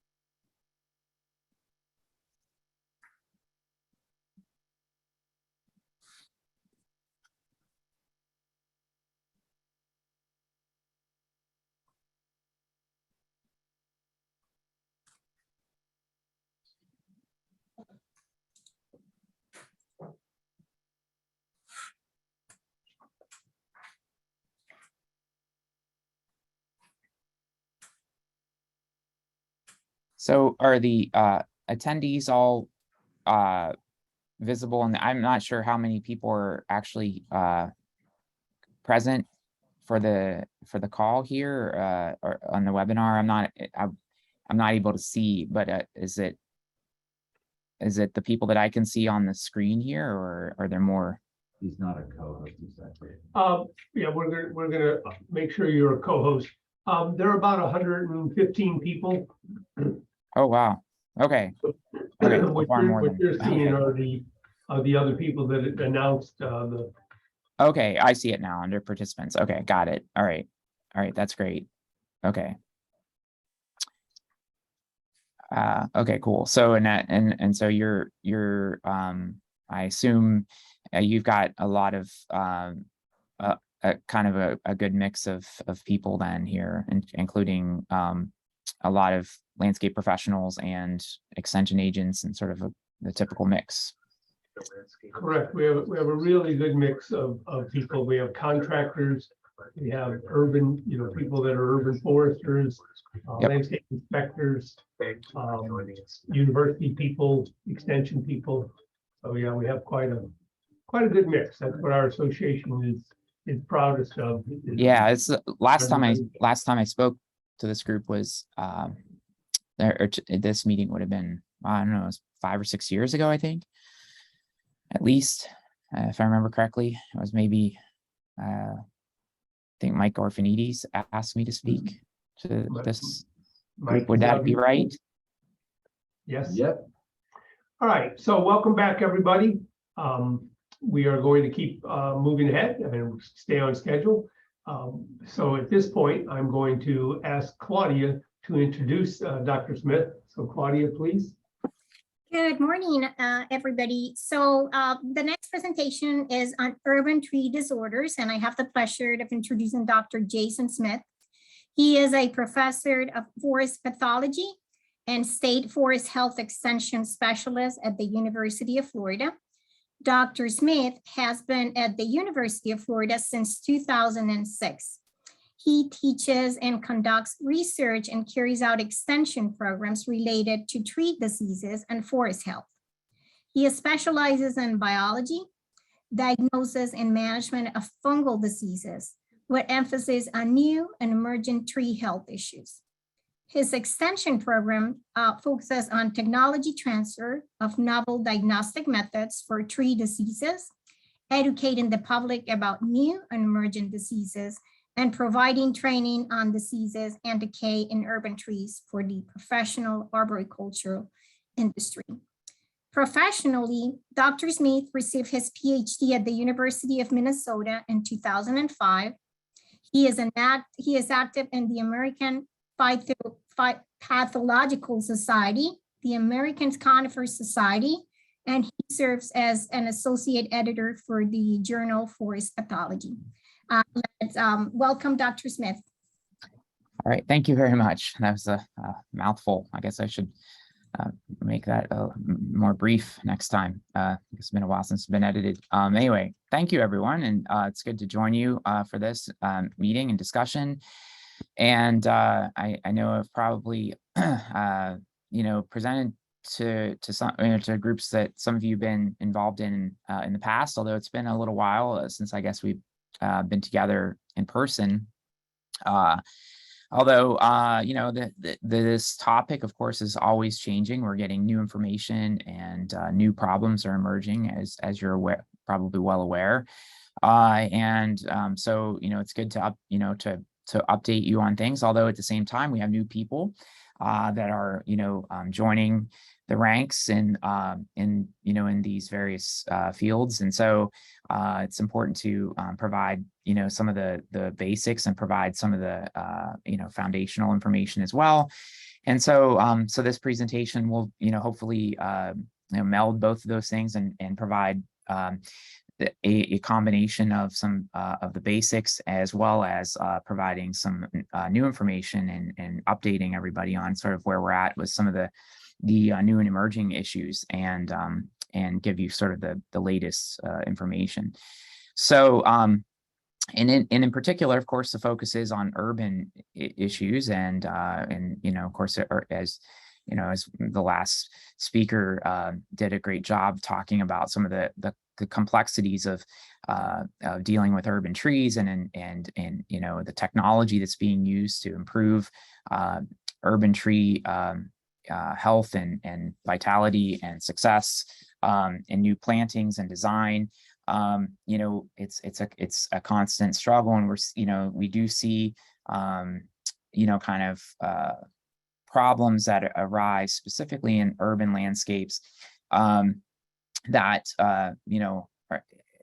continues to sort of lead to specific management issues, or can be the result of management, or the combination of management activities that are happening.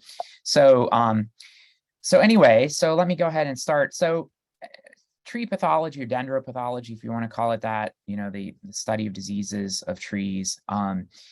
There's some specific issues when we're trying to diagnose what's going on with these long-lived plants that develop woody tissue in the landscape. In particular, I'll talk just for a couple minutes about the diagnostic technique, the diagnostic process. This is important, just to give you a brief overview, because I try to remind everybody that when you're trying to assess what's going on in the landscape, when you're trying to determine what's wrong, you have to kind of consider some important, I guess, basic principles. Don't forget certain things. We'll talk about some of the causal agents and use some specific examples. And of course, we'll talk about prevention and control for the examples that I give. Now, of course, one thing that we always talk about when we're talking about diseases, and we don't want to ever minimize the importance of this, is the disease triangle. And it's particularly important in urban environments because almost always there is a significant component, or I should say a significant emphasis placed on one of these components when you have certain stresses, particularly due to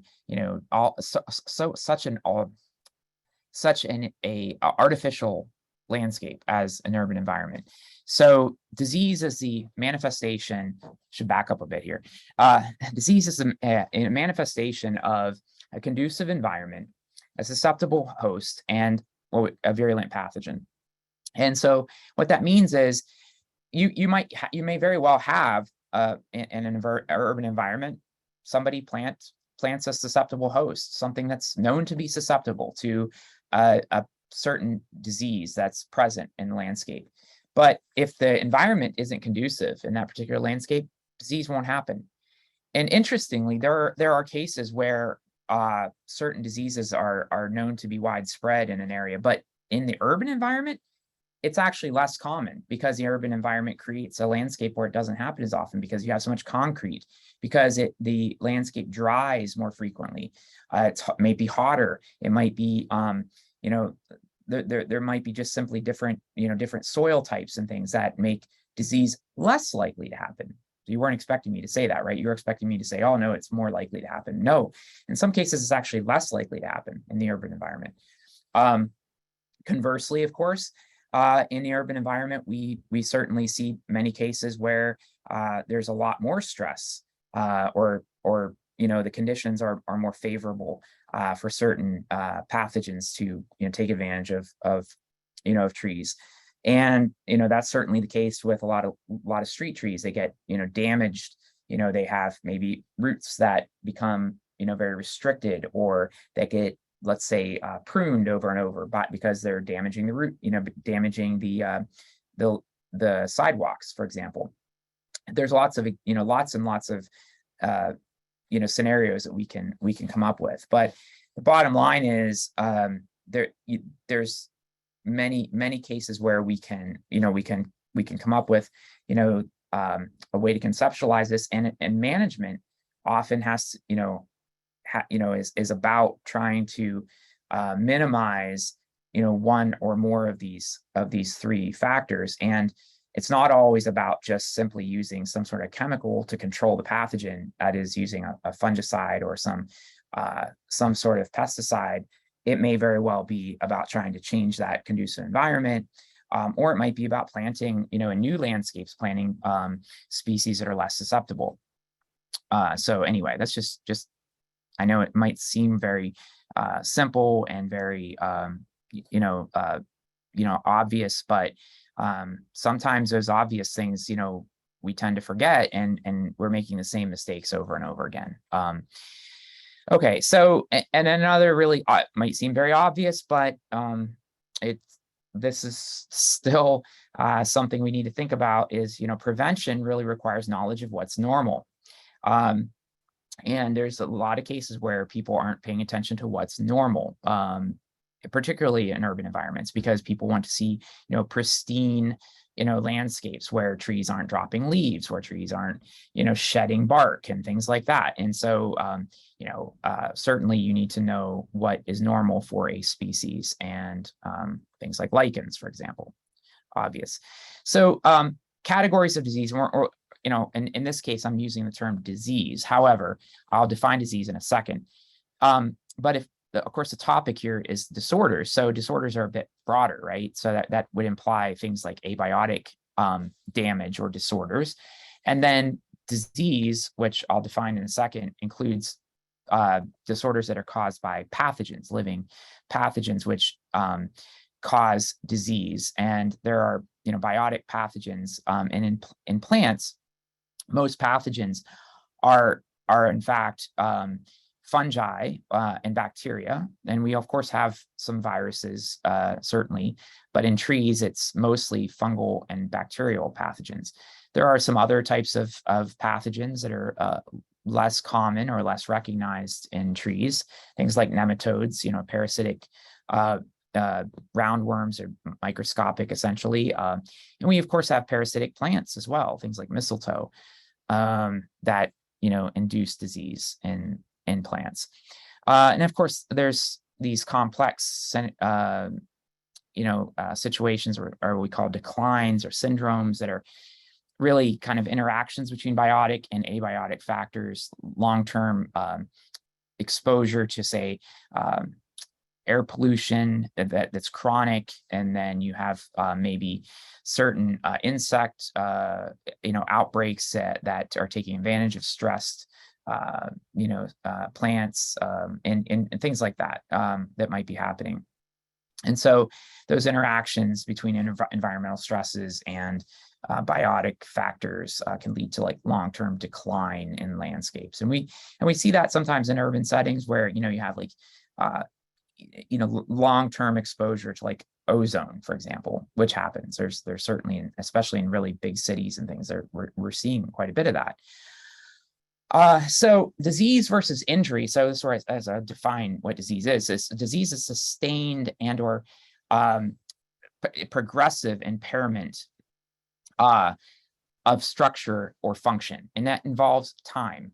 So the key here is that you're seeing this continuous sort of interaction between typically a pathogen and the host over time, and so it's a progressive interaction, and that manifests as symptoms. We see symptoms typically, and sometimes signs. I'll talk about that later, which is the evidence of the causal agent, and that's distinctly different from injury, which is instantaneous damage.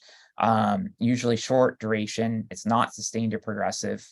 You can have chronic injury in some cases, like I said, from something like ozone, which happens continuously, but it's disease is quite different, and the manifestation of symptoms has to do with the host reacting over time. Particularly in something like a tree, which is long-lived, you can end up with some pretty distinct symptoms, because the development of that tissue over time in response can lead to some pretty distinctive looking symptoms that are atypical of the typical host tissue development. So anyway, that's an important distinction. So diagnosis, really involves, with trees requires knowledge of the site.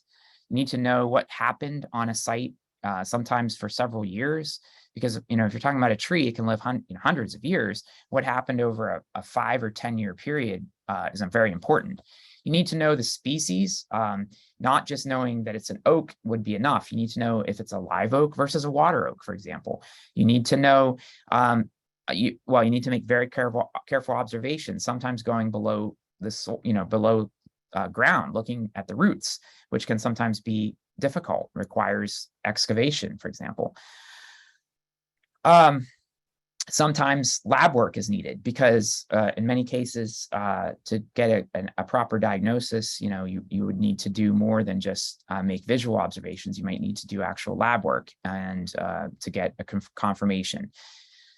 So signs and symptoms, like I mentioned earlier, is a good starting point. And for a lot of these diseases we'll talk about, disorders, you may or may not have actual evidence, particularly for the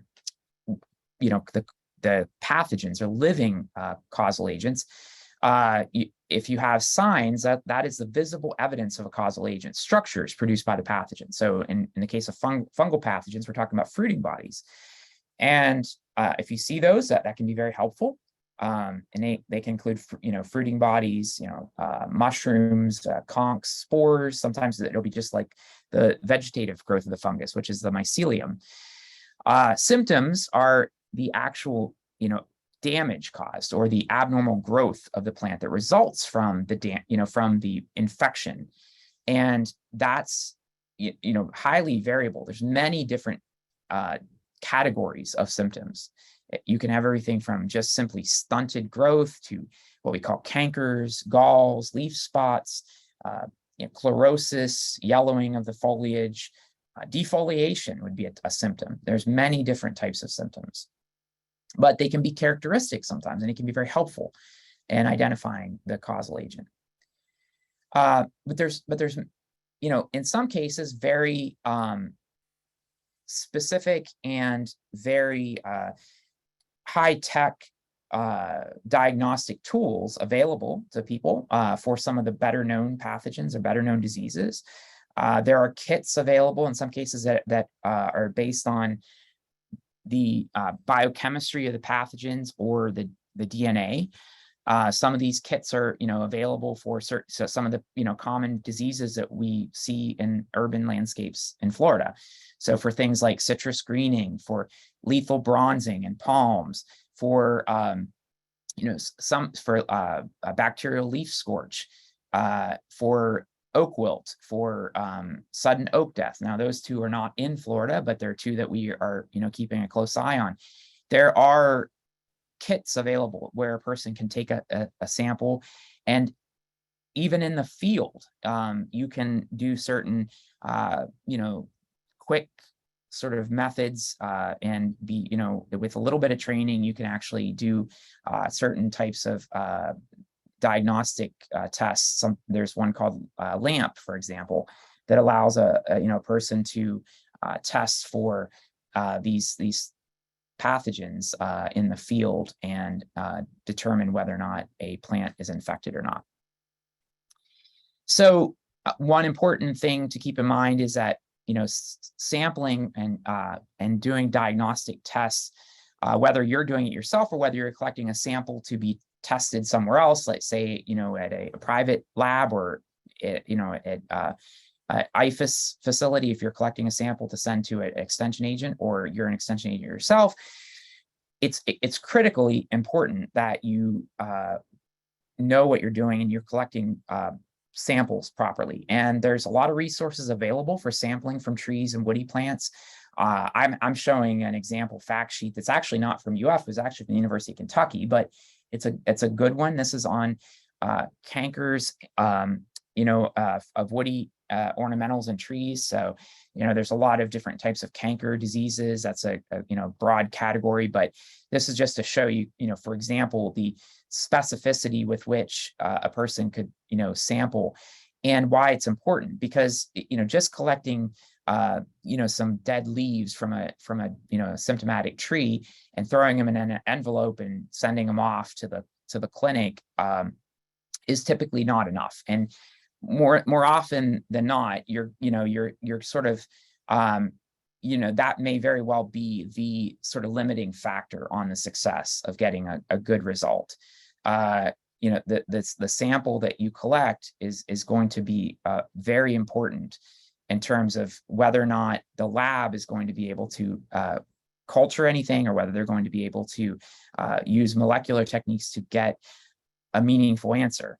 So it's important because where the pathogen may be active and where the sample is collected is critical. So I guess I'm sort of spinning my wheels here and explaining this, but there are many different types of pathogens that infect different tissue types, and they're only active at a certain point. Usually by the time the tissue is dead and is completely dried up, most pathogens have already done their work. And at that point, typically you have secondary organisms present in that tissue. And those secondary organisms typically lead to poor results or oftentimes misinterpretations of the results. And so it's very important usually to get tissue that provides a range of either the dead and living tissue, or that dying tissue is the best. And so here's an example. This is sort of a tip of a plant that is dying. And so what you'd want is that dying area, or at least the entire portion from the dead to the living. That's the best material for doing diagnostic work in the lab. Likewise, from a branch canker, from a larger diameter stem, if you were to take the bark off, you would see that there's sort of a margin from dead cambial tissue to green, healthy, living cambial tissue. And it's that margin where the pathogen is typically most active and most likely to be detected. It's not the totally dead tissue to the right, and it's not the totally green tissue to the left, but rather that margin. So usually if you collect material, you want to provide sort of the entire range for a lab or diagnostic lab. And so there's different ways to do that. You can use a chisel, like seen here, using sort of a hammer and a chisel to remove the bark and to access that material below. Sometimes people will use a pocket knife or handsaw or pruners to do it. And some people even have fancier techniques, like using a drill like this with one of these larger bits, and accessing it like that. So there's different methods. Now, in any case, you'd want to sterilize the equipment if possible using, there's different types of sterilants you could use. You could use ethanol, or you could use 5% bleach, or quaternary ammonium works really well and is less damaging to the tools. And some people even use tools like this. You can even use bone biopsy tools that are used in the medical industry. That's one of the tools that we use, which provides a smaller sample, but is less damaging to the trees. If you have a client that doesn't want you to, create a larger wound on a tree, you can use something like a bone biopsy tool to retrieve smaller tissue pieces. So, okay, so now let's get into some examples of some of these common pathogens. So what I'm going to do is I'm going to start with some root diseases, some root pathogens that are common, and go through some of these. We'll talk about the signs and symptoms. We'll talk about just some of the commonalities, and use these as some examples, and go from there. So I'm going to start with what was known formerly as armillaria. It's now known as Desarmillaria tubescens. This is a common root disease, common root pathogen, has a wide range of hosts, very, very wide host range. Very common on hardwood species. It's commonly referred to as honey mushroom. It produces an annual fruiting body. This is the time of year that you see the fruiting bodies, right about now, in October. Starts in late September, goes through November, sometimes into December. We see a second flush of fruiting bodies sometimes in the beginning of the rainy season. Usually, the fruiting body is usually found on the old roots of dead trees, but also on the roots and stumps of affected trees, sometimes extending up onto the base of trees as well. Mostly hardwoods, but it will sometimes affect conifers a bit as well. It produces what's called a white rot. It decays the sapwood of affected trees, degrading the lignin, but it will kill the roots of affected trees. Now, this commonly affects stressed trees and shrubs, mostly affecting trees that have been affected somehow by changes in water table or water stress, whether it's too much water, too little water. Usually by adjusting the irrigation, you can that's the best way to manage this in a landscape. This is a very common pathogen in oak hammock situations, and houses that have been built into those landscapes, and then where you add irrigation, you see this show up, and it causes a root rot on young landscape trees and things like that. So management, again, is really about managing the landscape, managing the irrigation, those types of things. But it's very, very common in our region. So, So here's again another picture of the fruiting bodies. It produces white mycelium under the bark of affected trees that is very common, and is somewhat bioluminescent. Other species of armillaria are more luminescent, meaning that they glow in the dark. Interestingly, they produce large colonies as well. Okay, another closely related fruit, root rot type of organism causes a basal rot of trees as well, are Ganodermas. There's a lot of different species of Ganoderma. The species we have here in the Southeast tend to be less aggressive. You can often find Ganoderma species at the base of trees, older trees, and some of these can be present on trees for a long time before causing any significant decay. The trees can sort of go into a state of decline, and at that point they can cause more decay. But most of the time they're not significant aggressive decayers in the sense of being primary decayers. And we've done research on this. I had a PhD student do a lot of research on Ganodermas in the Southeast. They tend to be very secondary for the most part. The species we have here. There's multiple species. They cause a basal rot, trunk rot, and certainly they need to be trees that have Ganoderma need to be evaluated, but they produce these fruiting bodies that are shelf-like, but there are some that are stalked. I'll talk about that in a second. They move through the roots, also through root grafts and spores. They produce a white rot, also a heart rot. The fruiting bodies can be either annual or perennial, and they can affect either hardwoods or conifers and palms. I'll talk about that in 1 second.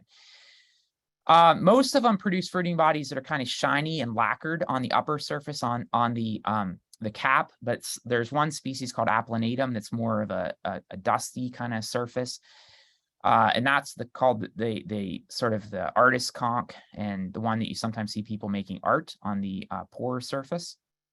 They produce a brown spore print that bruises brown when they age. That's what you're seeing there. And but they're widely distributed and they can be found year round.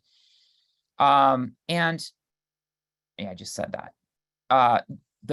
The one species that really is more aggressive and is different from the rest is Ganoderma zonatum, and it affects palms.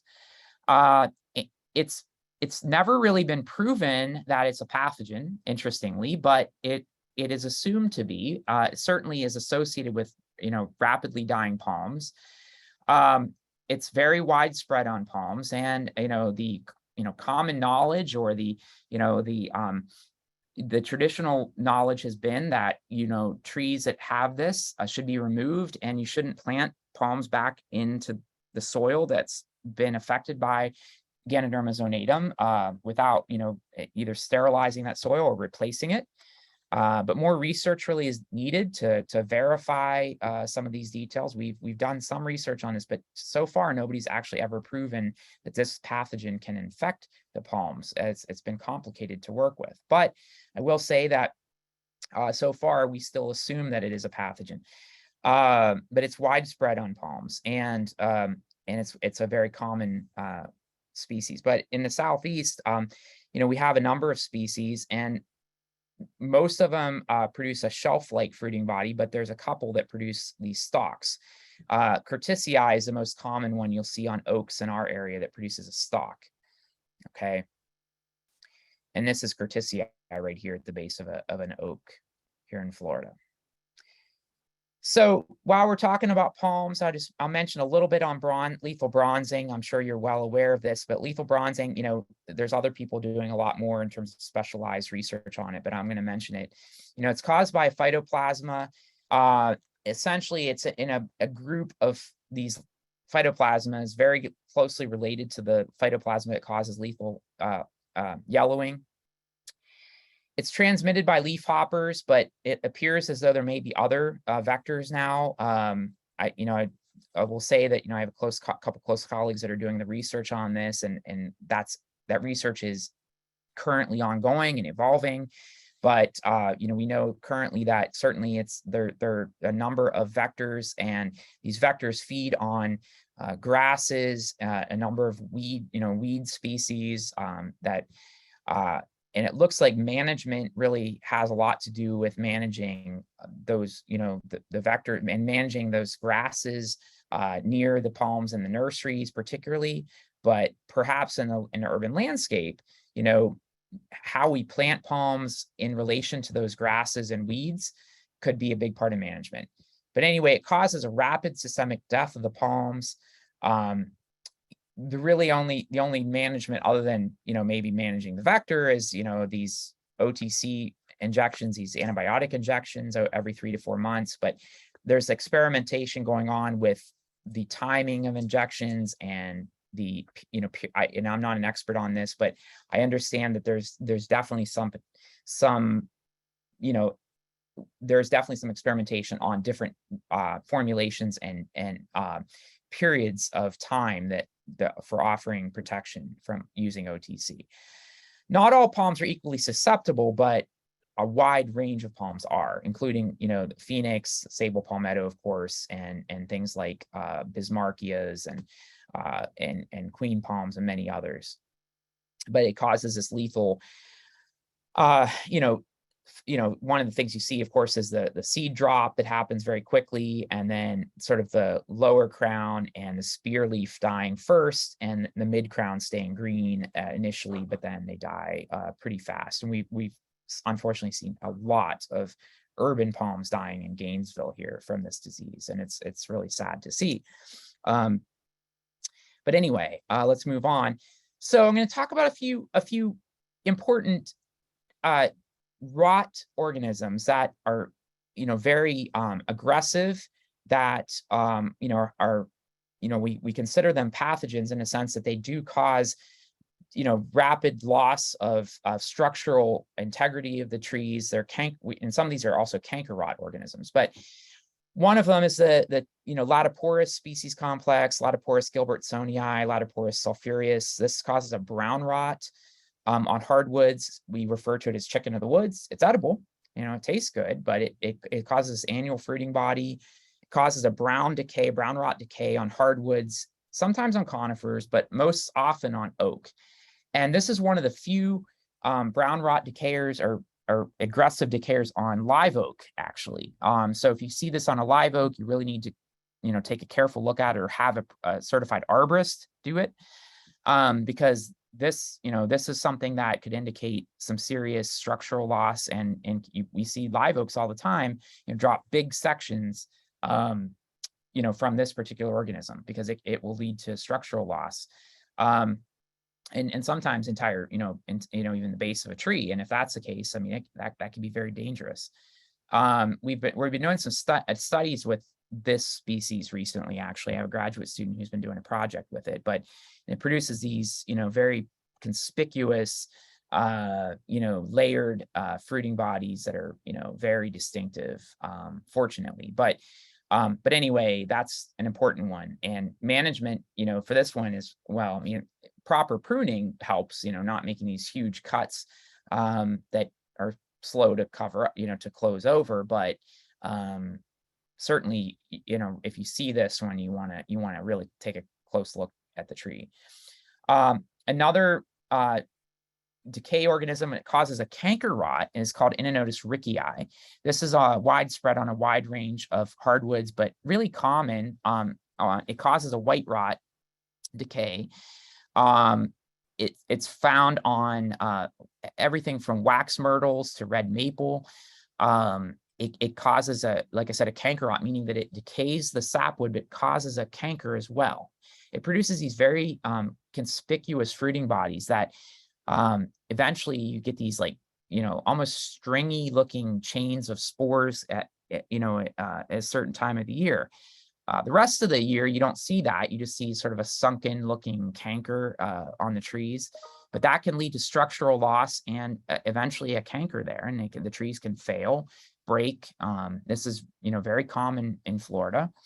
So management, you might have to remove the trees or prune them, prune that out.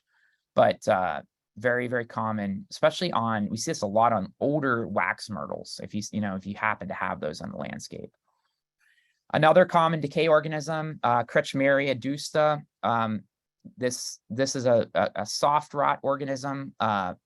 Very common on particularly old ficus and in South Florida, and on a lot of other hardwoods. We see it at the base of the trees, especially trees that have had damage from lawnmowers, because you get these wounds around the root zone.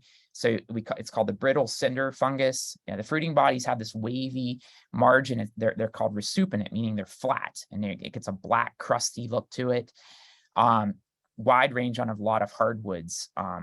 And for this, it's really about trying to prevent it. But once you get it, you really need to, really evaluate the structural integrity of these trees, carefully evaluate them, because you can get complete tree failure because you get the loss of that, those basal roots. We see a lot of cankers caused by Nectaria species and closely related Fusarium. These are often related to stress and or former wounds, but sometimes the trees will recover. Sometimes they can, especially on live oak, we see these target cankers, and often those will just be sort of more of a an aesthetic issue than they are anything else. They can be pruned out. But depending on where they are on the tree, they can be, they can certainly be a hazard. So you got to, monitor them. They tend to not necessarily kill the tree. They tend to just cause a failure over time. So, but the trees tend to live with them for quite some time, and you get this back and forth, where the tree tries to heal up, and then you get more damage, and it heals up and more damage. So it's a slow process, but we call them target cankers because of that look. At the right time of the year, you might see the fruiting bodies, the signs, those little reddish fruiting bodies over there to the right. There's a wide range of pathogens that cause these, but they're often induced by certain stress at a certain, when the trees were stressed at a certain time. And so there's really no chemical control. It's really hard to ever treat cankers with any kind of, chemical or any fungicide. It's really hard to get the fungicides to where the fungus is. And so for that reason, most cankers are very difficult to treat with fungicides. Here's a close-up of a Nectaria canker here. Very classic target shape to it. So biscognoia, or what's often referred to as hypoxylin canker, is another type of canker, but instead of it looking like a target, it's more what we call diffuse or spread out under the bark. So you get big sections of the cambium that dies, and then the bark falls away. You get fruiting bodies replacing the bark. The fruiting bodies may be black or gray, and that means that the cambium is dead under there. So you got a big section of dead tissue. And so you got to understand that part of the tree is no longer functional, and you now are going to have decay. So even if the tree is still alive, you've got a big section of non-functional wood. And so that means that you got to really look at, if that's going to be a hazard. It may be worth looking at removing the tree, or certainly removing that branch. And you got to realize that tree is definitely compromised. And often we see this after construction or other big stress events. Certainly after hurricanes, you're going to see a lot of trees like this. So down in the area that was affected by Irma, you're going to have a huge area of trees that are going to have lots and lots of hypoxylin now. This is going to be a big issue on many trees in the next few years, and many trees are going to have to be that are going to have to be monitored for this type of pathogen.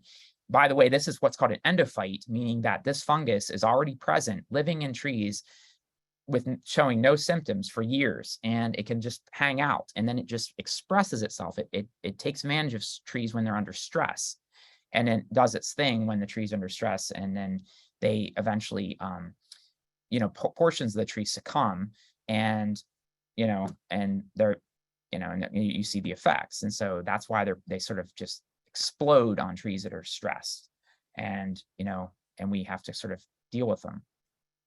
And here's some more pictures you see of hypoxylin, very, very common on hardwoods, so things like oaks, ficus, hickories. I mean, any hardwood is going to just be, attacked by hypoxylin. Okay, so and again, these are not a primary pathogen. They're sort of the undertakers. They're going to take advantage of a tree that's already been stressed. Whether the roots were compromised somehow, whether it was from wind damage or flooding or drought, or you name it, compaction, that kind of thing. Another sort of common pathogen, this is a canker rot, is called Inonotus hispidus. Very common on laurel oaks, water oaks. Here it produces these fleshy yellowish fruiting bodies in the summer that then turn black and crusty and fall from the tree. It causes these big elongated cankers, but it invades the sapwood, causing a decay. And the trees can live with this for a long time, but they eventually, you get this big compromised section of the tree, which then, causes the tree to, fail. So this is also something that's very common on trees that are stressed. But we see this very commonly on water oaks and laurel oaks because they're not the best at compartmentalizing decay. Very, very common on those two species in our area. And the fruiting bodies, when they first come out, they're kind of yellowish, orangish, and they kind of are velvety on the upper surface, but then they turn blackish and fall from the tree later on.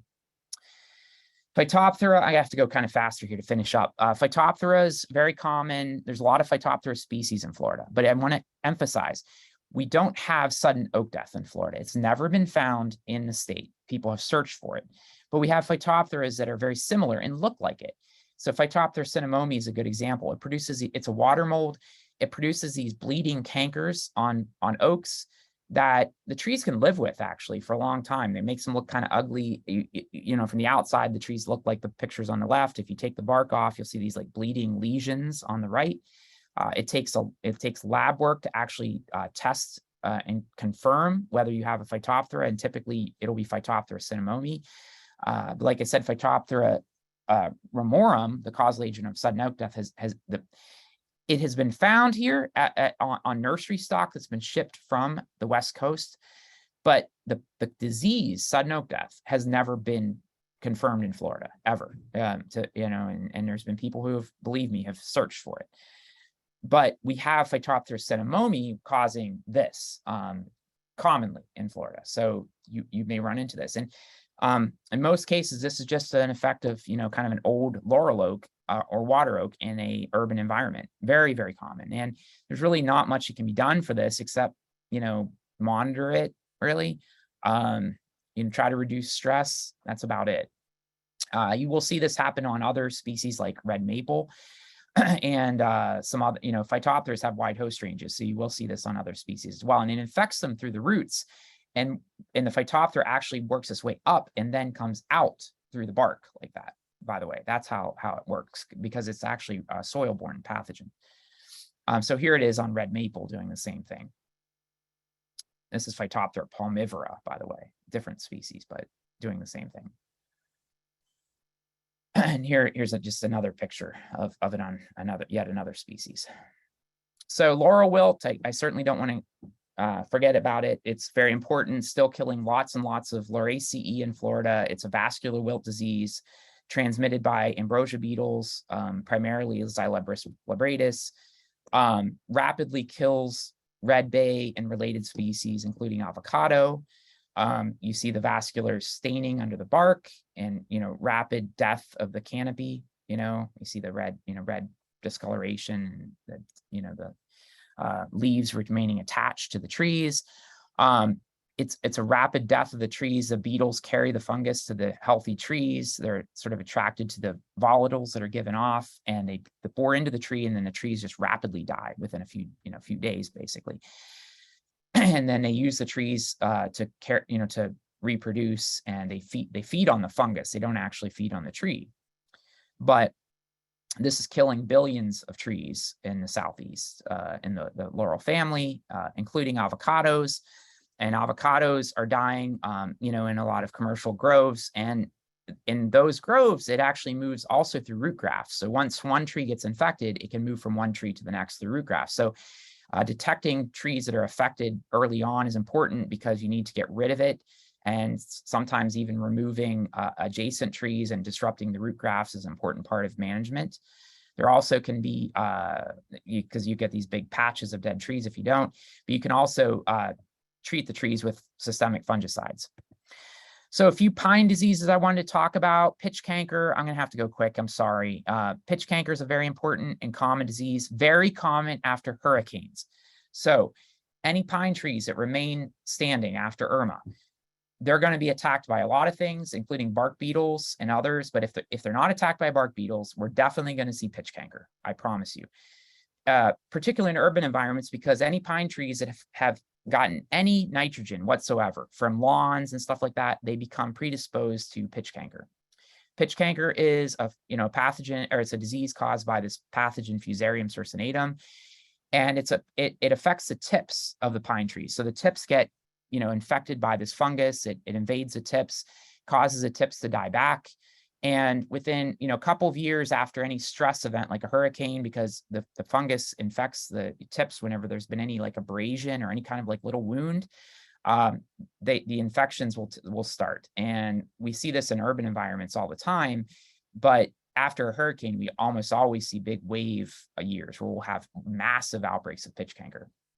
So unfortunately, I'm sure we're going to see a ton of pitch canker across like South Central Florida. The good thing is often these pitch canker outbreaks will sometimes, they can kind of go away on their own. The trees don't necessarily die, especially if you don't fertilize them too much. So I would recommend just, hold off on any fertilization of pine. And you shouldn't be fertilizing pines at all anyway, unless there's like a huge deficiency, but definitely I would cut off all fertilization of pines now in South Florida, Central Florida.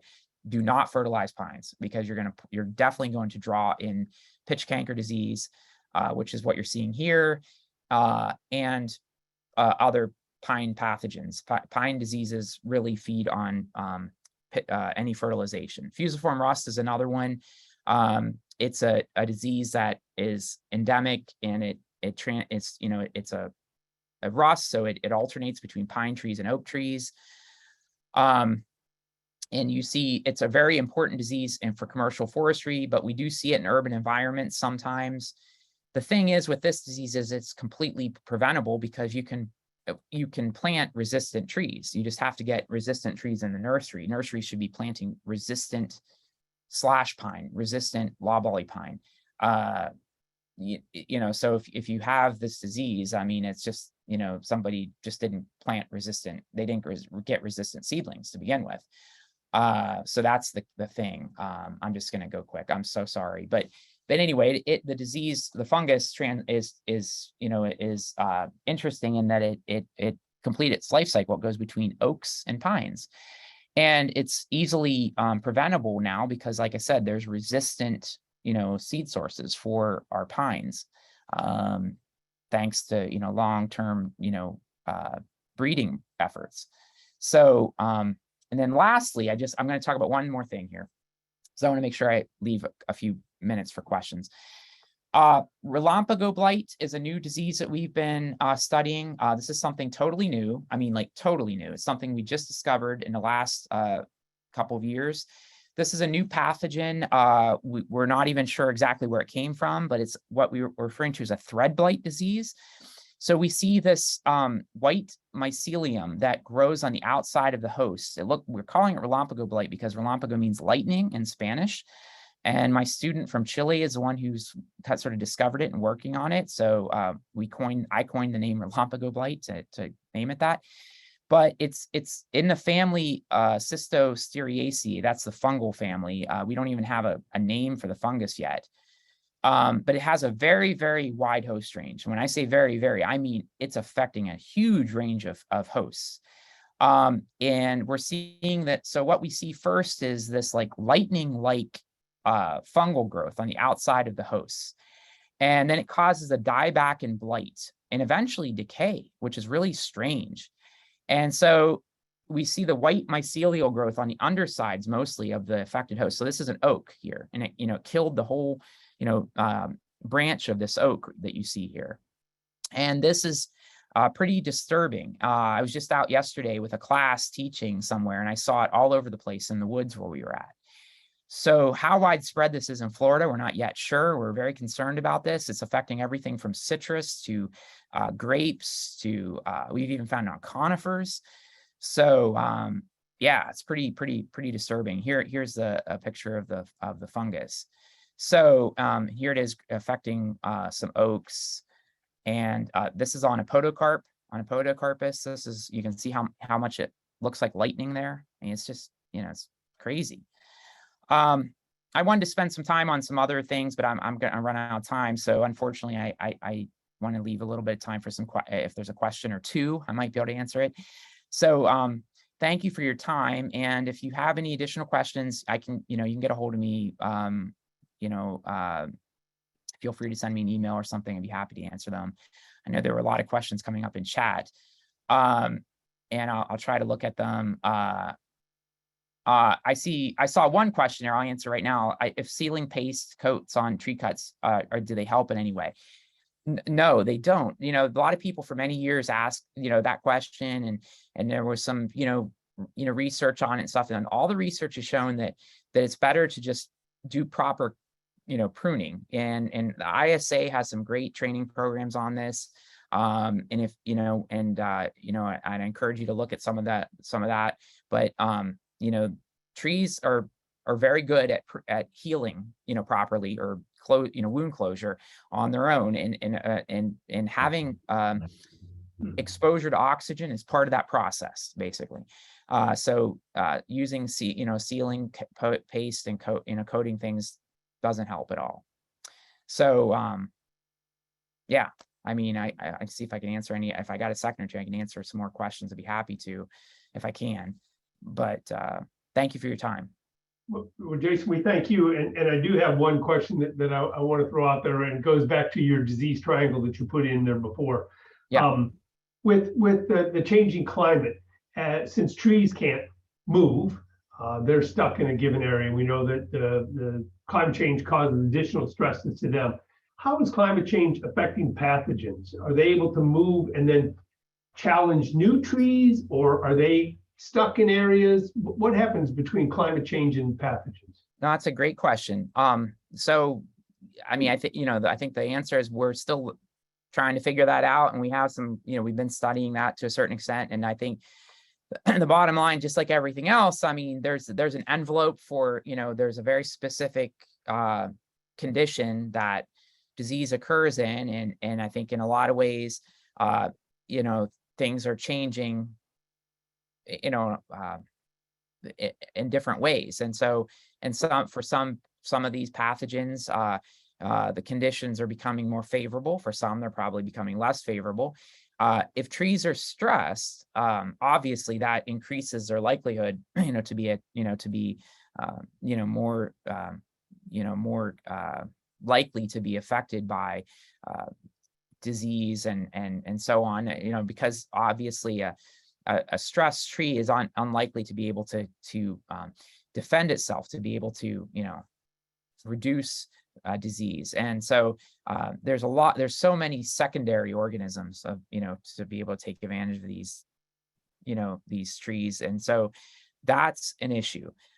The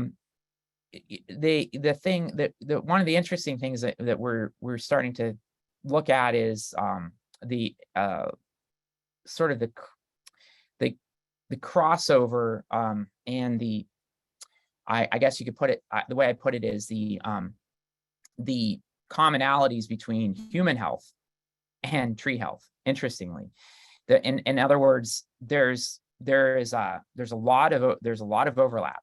And believe it or not, there are pathogens in trees that are also human pathogens. A lot of people don't know that, but there are.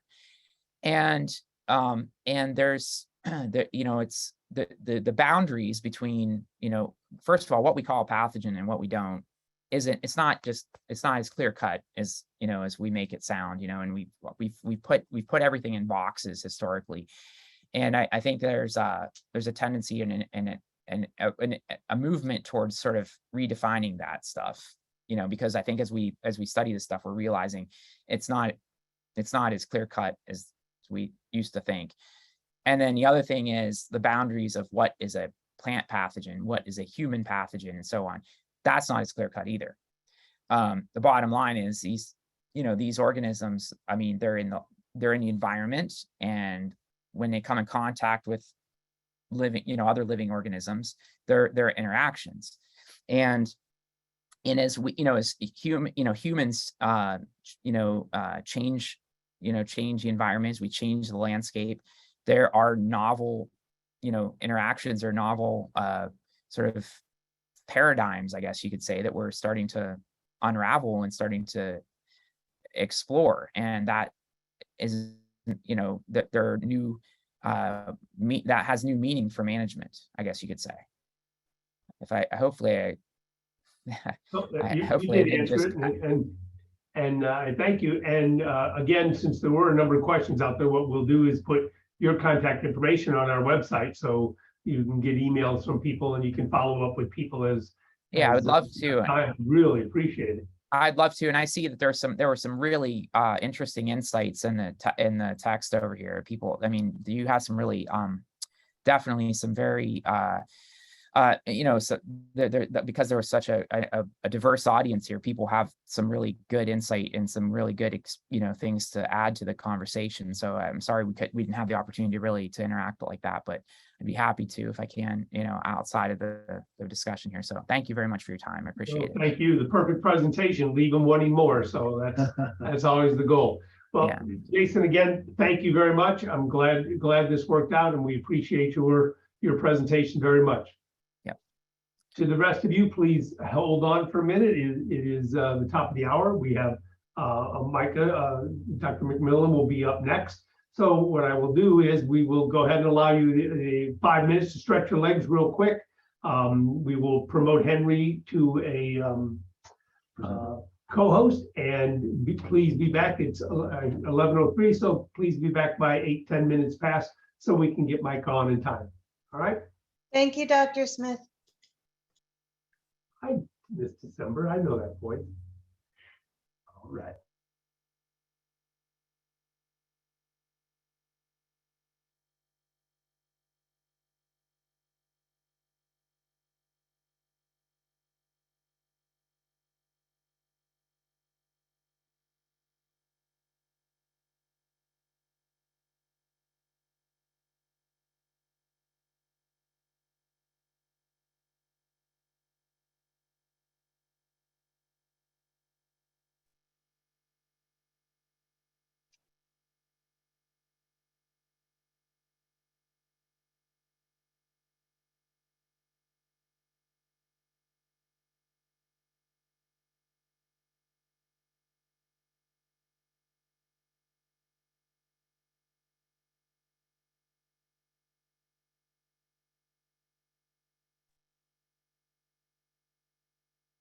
Hey, Micah, how are you?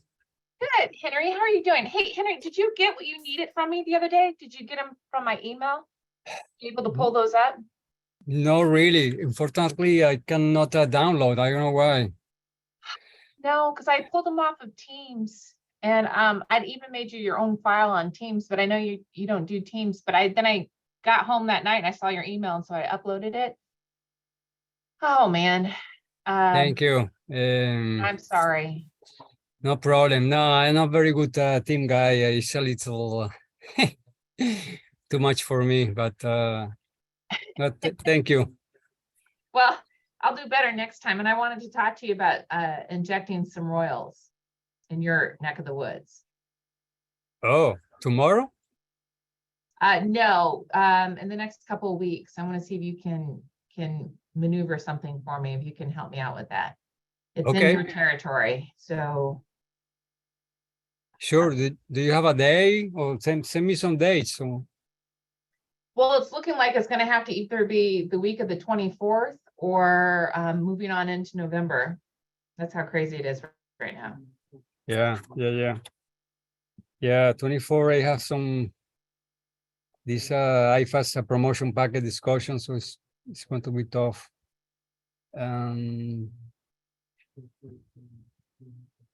Yeah, if you can move it to November, will be great. Okay. All right. I'll be in touch with some more dates for you. November. And So I'll see if I can't go ahead and upload those presentations for you. So we'll figure out some way to do that. But I was told by my IT guy that, we were supposed to start using Teams, and I don't see anybody doing that. So we'll see. Yeah, no problem. So you were doing the drum thing, or still waiting for the? So what happened was the drones couldn't be used because of some kind of issue with like the licensing. So they couldn't use anything that was, I'm just using USEF to help me with the drones, but we have to get permission, and then I had to find somebody who is licensed or could fly the drone in those areas. Huh. So, but we're trying to use that. Now we're going to use it for Brahms, some of Brahms Ganoderma research, and see if that won't help us with this. See if we can't pick it up a little bit better. I understand that you can take but you need to take the person who flying need to take some type of certification. Yeah. I just don't have. You don't have the time. I'm inundated. Yeah, I understand that. Well, I'm gonna Nice. try my best, Henry, but we're supposed to get something up and going, and I did get a grant from FNGLA to do the injection, so Okay, that pretty hard. that's great. Yeah. So Yeah. the PAN special or micronutrients or? We're doing Palm Special, the granular application, and like a 0022. Oh, hey, William. Good morning. Good morning. We've all been, 111 people have been eavesdropping on your conversation, so. How are you? How are you, Micah? I can't complain. And if I did, William, is anybody really listening? No. We're all listening. 111 people. 111 of us are Oh, that's right. That's right. Well, where do I start? So I have this. Will you stop other screen sharing? Do you want to continue? Yes. Yeah, when you're ready, go ahead and put your slides up, and as soon as you are, it'll be time to hear your presentation. Oh, Lordy, here we go.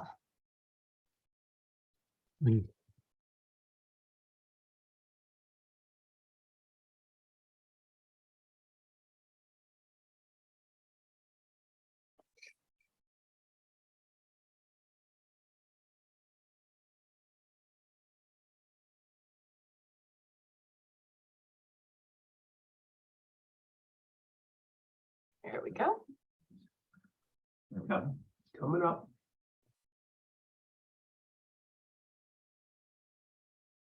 Good for you guys? We see Perfect. It looks good. looks good. We hear you, we see you. And just as we promised, it's 10 minutes after. So I'm going to turn this over to Henry to introduce you to the group, although hopefully this group is very familiar with you and the quality work you do. Henry, you're up, sir. Thank you, William, and thank you, everybody. Good morning, and this is the last speaker of the day. This is a great pleasure to introduce Dr. Micah McMillan. She's the assistant professor of palm horticulture at IFAS, University of Florida, Fort Lauderdale Research and Education Center. She has worked as a researcher in ag, topgrass, and media industries, focuses on developing chemistries to improve plant and soil health. Dr. McMillan research will primarily focus on palm and ornamental plants from seed to establishment under a variety of environmental and edaphic conditions. So welcome, Dr. McMillan, and thank you very much for doing this. She's going to talk about proper fertilization on palms. Thank you, Henry. Thank you very much for the introduction. Thank you, William, and thank you all for coming to my talk. So like Henry had mentioned, I'm based here at the Fort Lauderdale Research and Education Center. I am part of a trio, part of the palm team. And so just to give you a little bit of background, Dr. Brian Bader, he is the entomologist, and he's working with the lethal bronzing disease. Dr. Braun Dillon, he is the palm pathologist. So he is focused a lot on Ganoderma and some of the other palm diseases. And then you have me, and I am focused on nutrition and also like things like transplant and cultural management practices. So when you email me a picture of a disease, I'm more than likely going to send it off to Dr. Dillon just for confirmation. But I just wanted to let everybody know that sometimes, you know, you do send me some things and I immediately respond, and then I'll send it on to Brian or Bram, as those are their specialties. Today, I wanted to talk to you a little bit about exploring alternative fertilizer solutions and application methods. We are trying to work on providing nutrient ranges for some of Florida's most popular palms, which may not be your native species, things like foxtail or Christmas tree palms. We want to take a look at how long the fertilizer is lasting in the soil and also within the tree. And of course, a big part of my program is going to be the injection of fertilizers. And then another big question for me is always around the transplant issues. So I hope today when you leave here, you can help, or you can identify some of the palm nutrient deficiencies. We can understand a little bit more about why you fertilize and you don't see that effect from the fertilization. You know, is it working or is it not working? I'm going to go over some of my most frequently asked questions. and then some of the research that we're doing to answer your most frequently asked questions. So what is the number one question that I receive probably statewide? It typically tends to be around potassium deficiencies. This was some research that we're doing up in a new subdivision in Davenport, Davenport, Florida, which is just south of Orlando. Apparently this subdivision had moved in and all the palms, particularly all the Phoenix Robilinis, were looking not as bad as this one. This one is like the extreme case, but a lot of potassium deficiency. And when I went up there to sample, the soil was just hard as a rock. It was like concrete. And you could definitely see where there was just a ton of fertilizer. So the homeowner, the landscape management group had done everything they could. They had fertilized, definitely fertilized it. But that soil was just so hard, it was like concrete. But this is a classic, what I consider classic, particularly in this neck of the, on the Phoenix Robilini with potassium deficiency. And I want to explain to you what potassium deficiency is so you can spot that in the landscape. And like I said, it is the most prevalent nutrient deficiency on palms. And how do we know that it's potassium deficient? Well, we're going to see yellow and orange spots on the oldest leaves. And remember that with potassium, it is always the oldest leaves. And on a palm, those oldest leaves are at the bottom. So you're seeing this speckled kind of look like you see here in the picture, orange and yellow. For me, it's always the curly tip. The curly tips on palms when they're potassium deficient curl up, and the sure indicator for me. I don't always see the yellow and orange spotting unless I'm sitting right underneath the palm. But when you do send me pictures, I do look for that curly tip on the palms. On the Phoenix species, that tip is very brittle. And what leads to these potassium deficiencies? Why do we see that so prevalent in our landscapes? It's because of the high-end fertilizers that we typically use to fertilize our turf grass and landscape plants. This can lead to potassium deficiencies in palms. And I will tell you that I do receive a lot of pictures where, and I ask everyone to do this, is when you send me a picture of the palm and you're showing me the fronds, if you take a step back and if you could just give me an idea of the landscape, because what I'm seeing on some of these pictures is that your turf looks amazing. Like if I was going to rate your turf, it's like a 10 on a 10 scale. It's green, it's vibrant. The rest of your landscape plants look amazing. And then in the middle of it is your palm, which just looks, horrible. Why is that? We think it's because of the high-end fertilizer rate. So it's not allowing the potassium to stay within the soil profile. So the palm can't take that up, and palms need that potassium. So if you're seeing a lot of this potassium deficiency, please take a step back and look at your turf grass and other plants. If they're looking healthy and vibrant, then you know there might be an imbalance in your fertilizer or the fertilizer in your soil solution.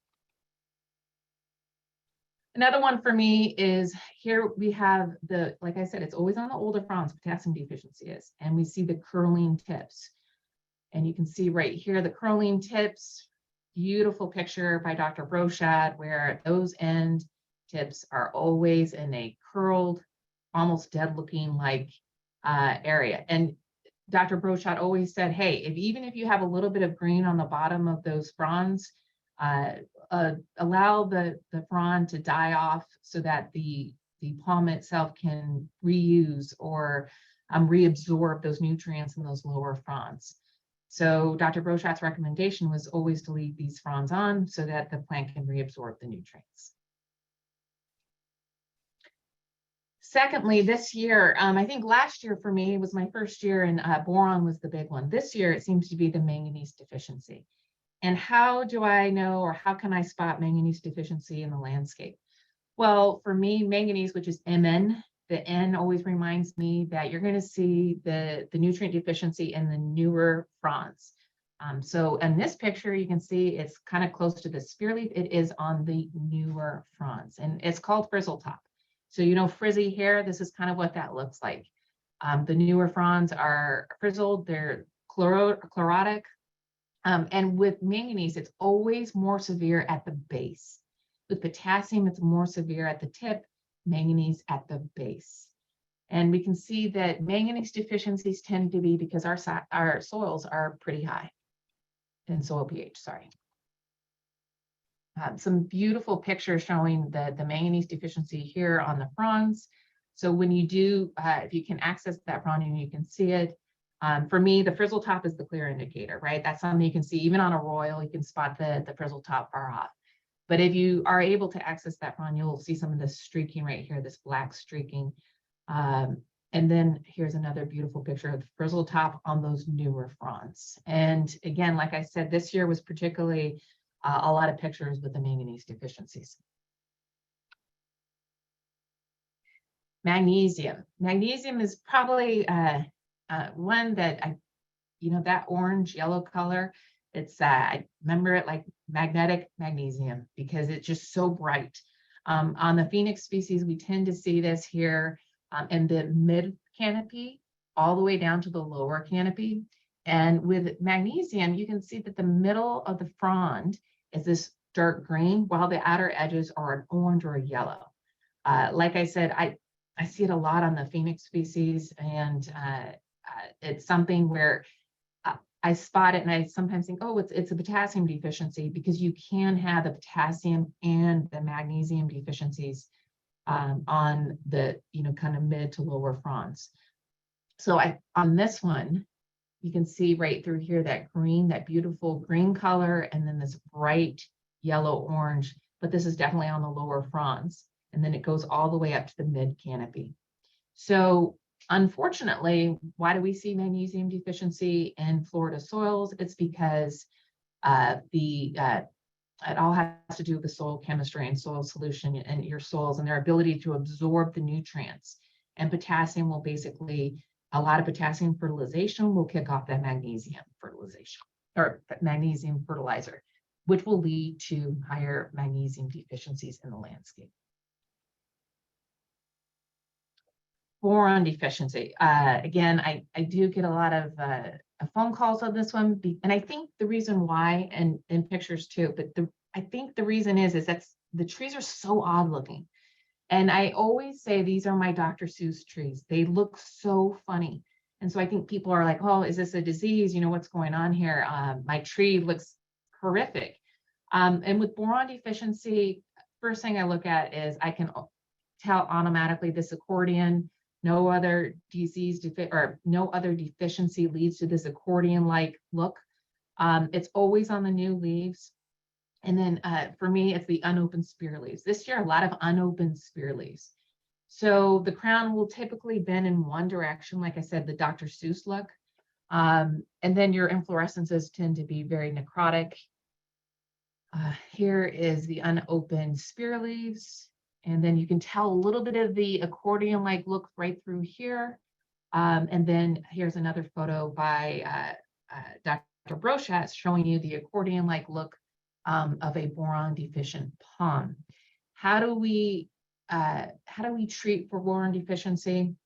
We're going to go over this one right now because with the boron, it's very important that we treat it with just a minimal amount of boron, because boron can be toxic to other landscape plants, particularly turf. So our recommendation is actually 2 to 4 ounces of Solubar, that's 1L, Solubar or borax in 5 gallons of water. And you'd want to drench it around the palm that's affected under one single palm. But again, boron can be very toxic, so be very careful with your rates. And this is a recommendation that's on an EDIS publication. So feel free to look that back up after the talk and treat your palm accordingly. And I will say that with boron deficiency, I think I've heard from some of the homeowners and some of the landscape managers that they see this all the time on a certain palm, and it almost gets to be chronic. We do know that there's a little bit of boron in some of these palm fertilizers, which is good. That should treat the boron deficiency. You just need a little bit. But in some cases where it seems to be chronic, then I do recommend that you use the borax in water. With boron, we're going to see it even when it's the rainy season, because boron does leach through the soil profile. But unfortunately, in Florida, we have a rainy season and a dry season. So in that dry season, boron will absorb to the organic matter in soils, and it makes it very difficult for the plant to take that up. So again, you have to have a little bit of a soil chemistry background and soil background to kind of deal with all these deficiencies. So for the common nutrient deficiencies of palms, like I said, it's potassium, magnesium, manganese, and boron. Those are the calls I get. Those are the most pictures that I receive. I don't think since I've been here, I've ever seen any other any other nutrient deficiency than the 4 that I've mentioned here. One of the things that is very key to helping homeowners and landscape managers understand is that even though palms are in the monocot family, which is the turfgrass family, and I always remember this because my major professor used to say palms are like turf on steroids or turf on popsicle sticks. However, when you fertilize your lawn, you get an immediate response. With palms, you are not going to get an immediate overnight response like you do with turfgrass. And that's been one of our biggest stepping stones, our educational processes, in explaining to homeowners and to the public that you're not going to see that immediate impact from your fertilization. And in fact, it may take years to see that response. Plus, palms are such slow growers that, you know, like I said, a month, 6 months, a year, and it depends on, you know, how much it was able to absorb when you applied it, how healthy the tree and how deficient the tree was at that time. That's why it's important for us to work on those nutrient ranges for the stakeholders. So what are we trying to do to help the green industry? We're trying to help owners and businesses understand that palms are not like turfgrass, and their response to fertilizer may be very, very slow. The other issue that we have here in the state is that we have a lot of new homeowners coming from all over the country who don't understand palms in itself, and they treat it like it is a tree. You know, they compare it to like an oak tree, or, you know, some tree that they had up in, you know, Michigan or wherever they're from. So that is that learning curve. And we are trying to work on something that maybe it's a QR scan code, maybe it is just a small document that the landscapers can hand out to the homeowners, because the number one issue that has been raised to me by landscapers who I've talked to at our palm short courses is they say to me, you know, like I went out to the homeowner, I fertilized the palm as recommended by IFAS, and the palm didn't respond, so the homeowner fired me. Well, then that homeowner goes ahead and rehires or hires another landscaper. Landscaper does the exact same thing, and then there's no response. Or either the homeowner may apply the fertilizer himself or herself. Well, that's just leading to over application of fertilizer, which we all know we are trying very hard to avoid. So this is, again, something that we can help through either EDIS publications or QR codes or some kind of app to help with the homeowners understand that this is the process with palms. They're a little bit different from trees, right? So the other issue we have here is, like I said, they will not correct these symptoms overnight. It could take months, and it's not going to correct the fronds that you have here. So it's not like I go out and I can take this palm tree right here and apply the fertilizer. These will remain this color, and really the fertilization is for that bud or the newer fronds coming from like the meristem, apical meristem area. So again, a learning curve. What are our recommended rates? Our granular fertilizer rates are 1.5 pounds of the A212-4, and that is per 100 square feet. And we do apply them every 3 to 4 months out of the year. Unfortunately, most of our fertilizer ordinances prohibit the use of nitrogen and phosphorus between June 1st and September 30th, sometimes even longer. Sometimes it might be May through October. And that happens to be a palm's most active growing period. So we do recommend applying this rate right before we go into the fertilizer ordinance season. You know, if it is June 1st, and apply it in May. And then as soon as we come out of the fertilizer ordinance, go ahead and apply that granular fertilizer again. And like I said, it's unfortunate that that just happens to be the most active growing rate or growing period of the palm.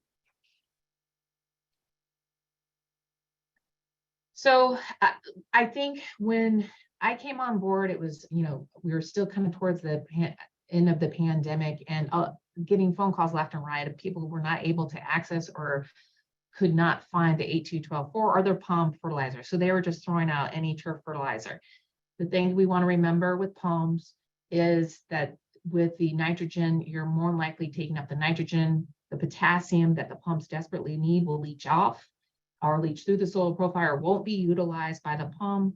And so the palm will continue to be deficient in the potassium or the magnesium. So that is something that I know has been corrected. I've seen, palm fertilizer in, all of our box stores, in some of our bigger landscape areas. And I did hear that there were some issues getting the kieserite, which is a big component of the palm special fertilizer. But to date, I've seen most of the palm fertilizers do have that kieserite in there. So another question that I get, and it is, I have a potassium deficient palm. Would you recommend, Micah, using a 0016 or a 0022 plus 6? And I say yes. And in the 0016 plus 6, that's not a nitrogen material, that's not a phosphorus material, which we're trying to prevent the over application of that. And if it's just a potassium deficiency that you're seeing on the palm, then we say yes, absolutely go ahead and apply that 0016 plus 6 or 0022. So the palm can access and take up that potassium fertilizer. Another big question is, where do I fertilize the palm? Is it always at the base of the palm, or where do I fertilize? Well, the palm's roots do intermingle with turfgrass root and landscape roots. So, which, we're feeding everything the same. So what we do recommend is you walk half the distance out from a frond. So if your frond is 6 feet long, walk 3 feet out and then start applying the fertilizer at that point, doing a nice even motion throughout or around the palm. And you should be able to access most of those turf roots. Most of those palm roots. And again, like we said, it's important that you do focus on that 82124. And yes, the 82124 can be used to fertilize some of your landscape plants. I use it to fertilize everything, and it's doing very well for me. But we do want you to know that not all of your 82124 fertilizers are the same. So want to make sure you have the 100% control release sources of the N or the nitrogen, potassium, and magnesium. The K should be in the form of coated sulfate of potash, and then all the magnesium should be in the form of kieserite. And you can see right here, this is what kieserite looks like if you have any doubt. So we do have the question of why. Why does this happen for our palms, particularly down here in South Florida? And I do know, and I am a soil scientist and a water quality specialist person, and I will tell you that Florida is very unique. We run the range of pHs from all the way from 4 to I've seen as high as 9.5.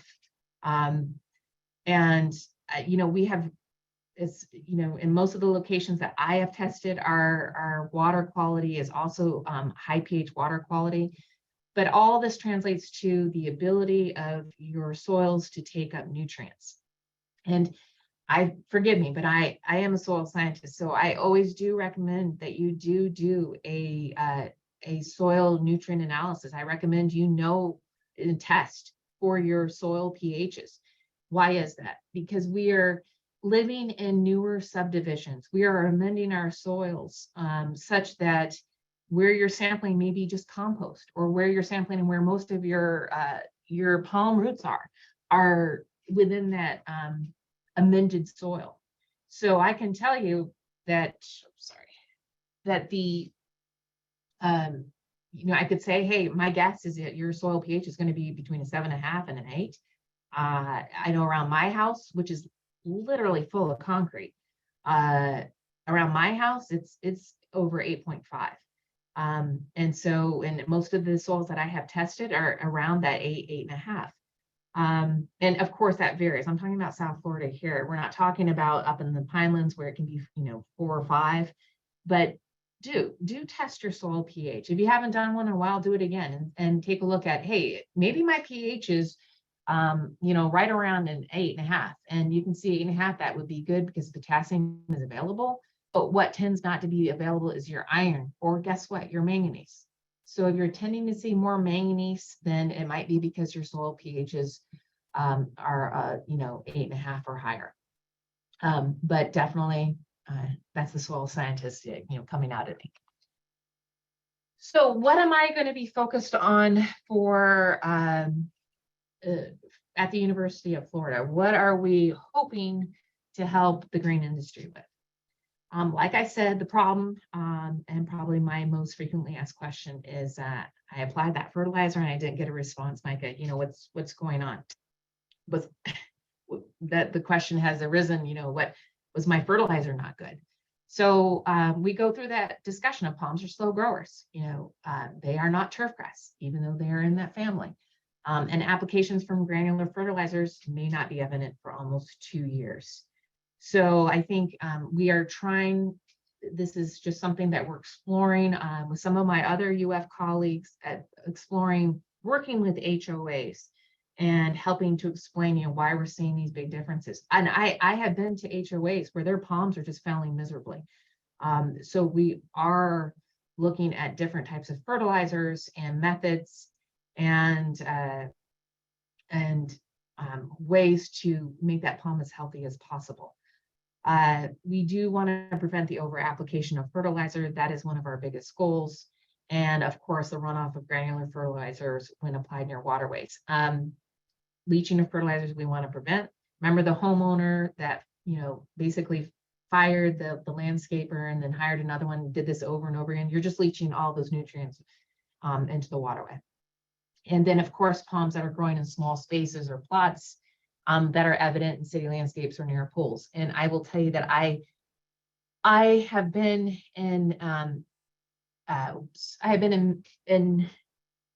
poolscapes where I walk out and I see this gorgeous palm and gorgeous Phoenix species palm, and I say, wow, that is just stunning. And it is surrounded by their poolscape and just concrete and the heat just coming up off the palm or off the poolscape, but very or severely nutrient deficient. So is there a way that we can make that change for that homeowner and still make that a great big gorgeous palm, even though there's nowhere to apply the fertilizer? So here's some of the things that that we're trying to address. My question for you all is, how do you fertilize these palms? These are all royals standing here along this waterway. I don't know why that keeps doing. So you can see that waterway is, probably 6 feet off of from that royal. How would you fertilize this palm? And with the royals, we see a lot of deficiency down here in South Florida with the royals, and we want to make sure that they can take up some of these nutrients. How would you fertilize that palm? And we know we're not supposed to fertilize within 10 to 20 feet of a waterway. And then let's take a look at another scenario. We see palms in small spaces. How do you fertilize that palm? Is there a way to, make sure that you can pour the granular fertilizer down there, or do you drench palms like these that are in these very small spaces? And these newer landscapes that this is one that they were putting in down here in Davie, Florida.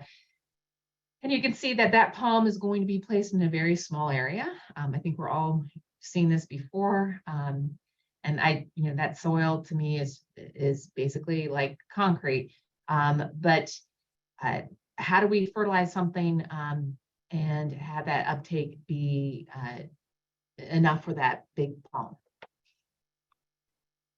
So our solution is we are going to be testing injection, palm injection. We do already inject, don't we, for LB or the control of lethal bronzing, we inject OTC. And for us, we want to test whether the injection does work We want to know how it works in comparison to the granular apps. How long does it last? And when we are evaluating this, and FNGLA just has given us a grant to test the injections, because we're seeing a lot more of this, a lot more questions from the stakeholders about, hey, I don't see anything about palm injection. So we are evaluating this, and we're going to be taking some FRON nutrient analysis, so that will help guide us when we do your nutrient ranges for your palms. And then we're doing the plug evaluation. The plugs have always been an issue for injection, and yes, they've been injecting for 20 plus years into palms. And normally you see like the tee, if you go to see some old palms, you see the golf tee has been stuffed in those holes. Well, now they have some amazing brand new plugs that look great. They fit and seal right into the palm. So we're trying to minimize the ability of some of the diseases and insects getting into those holes. And so we're going to be evaluating some of those the newer plugs, the different depths of plugs. And we also want to know, using TDR or soil moisture measurements, is it better to inject? Is it better to inject when your soil is moist? Is it better to inject when your soils are dry? And this has been raised because I can remember when palm injections were, you would sit there and hold the bag and drill into the palm, and it would take hours to get that material into the palm. Well, now these injectors are amazing. They just it's boom, and sometimes they go boom right into the palm, and sometimes it's not, and it's species dependent. We have seen some differences. Definitely, I think we're picking up differences based on also the soil moisture. So a question we want to address for the stakeholders is, what are the economics? What is a granular fertilization at cost, which we all know fertilizers are through the roof right now, but how does that cost if you're doing it 3 to 4 times a year? How does that cost compare to a once a year or twice a year palm injection? And what is the efficaciousness of that? And what is the duration? So you maybe only need to put a hole in the palm maybe once. And I know they are developing some systems where you just keep injecting into the same plug, but maybe just a little bit deeper. So new things coming out on the marketplace that we are exploring. And most importantly, we do want to provide those nutrient ranges so we can zone in on what exactly you do need. Do you just need a 0022 and forget everything else? Or do you need something more, the 8212 more? So like I said, it's been done previously. This is a picture of a Phoenix Reveline. I think it looks nice. I think it's pretty, it's green. And this is one of my indicator species. So if I know that my soils are kind of funky, then I can tell it in the Phoenix, right? So this one looks good to me, and maybe you all agree with me. That this palm was used by Dr. Elliott, I am told, that she was using these Phoenix for injecting fungicide 20 plus years ago. And I'll have to touch base with Dr. Elliott on that, but we do know she used these for injection. And as you can see, this is my biologist sticking her hand through that palm that I just showed you right here.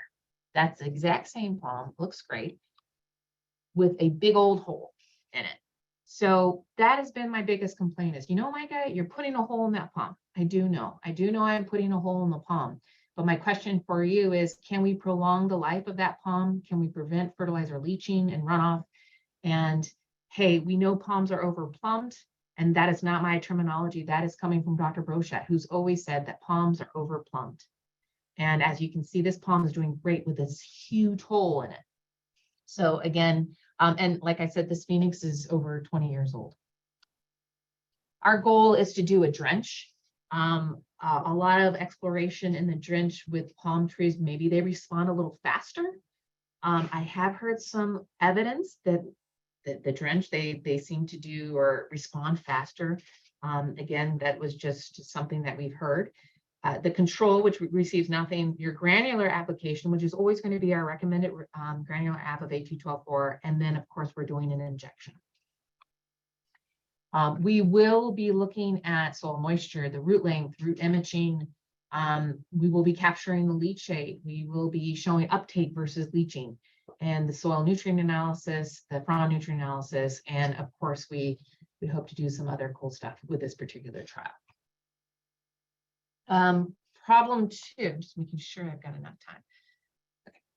So problem two is we know there's something not right with your palm, right? And you can see that in your 20-foot royal palm that there's something not right with it.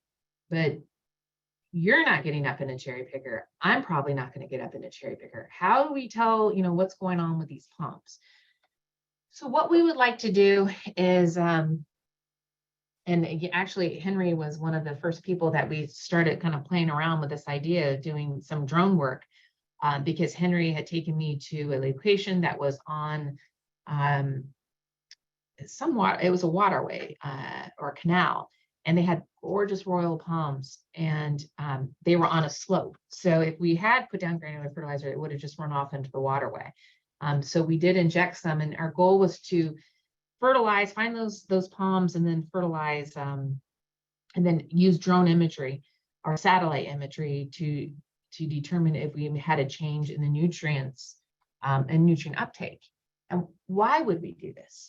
Well, we want to look at this because, number one, they're already doing all of this work, right? And all of your field crops, they're even exploring turf grass. So palms should be a lot easier, right? They're a lot taller. And the unique things about palms is that everything is right here. This spear leaf is like the end all be all for the palm, hence the name, the heart of the palm. So if we can tell that you've got potassium deficiency on a 20-foot palm because those lower fronds are not photosynthesizing right. And then in the middle is magnesium, and then at the top is manganese.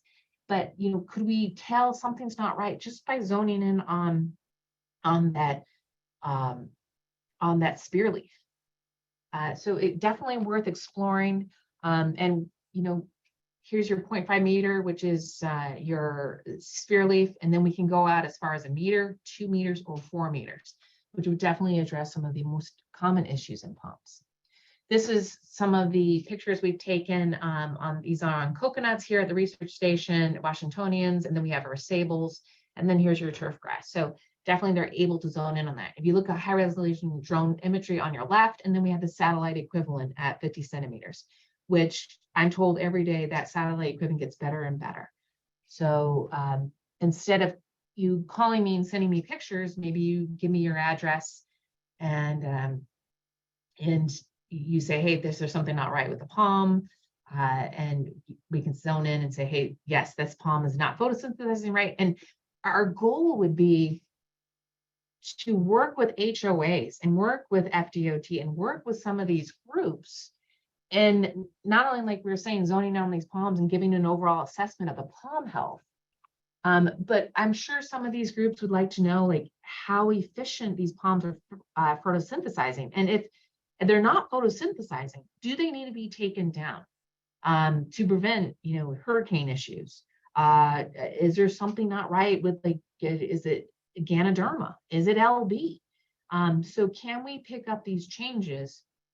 And the nice thing with satellite imagery, and I'm not a specialist in satellite imagery. I'm working with a group called AgSpec, and they're amazing.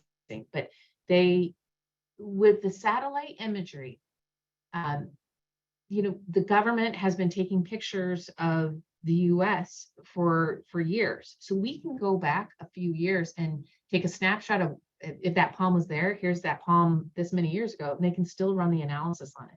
So it's kind of cool. And we can kind of take a look at what it's like now. And we can't do the same imagery on it, but there are some methods that they can use to basically give us an assessment of how things have changed. And who would be interested? Like we said, FDOT. Could we use these in date palm and oil palm production, where they can maximize their oil production so they're not taking down some of the rainforest and some of the land and make it more sustainable for some of these production processes. The landscaping homeowners, The HOAs, could we give you an assessment of your palms and say, hey, we think these are okay, or maybe this one needs to go, or something's not right here. But that would be the end game. And we hope sooner rather than later.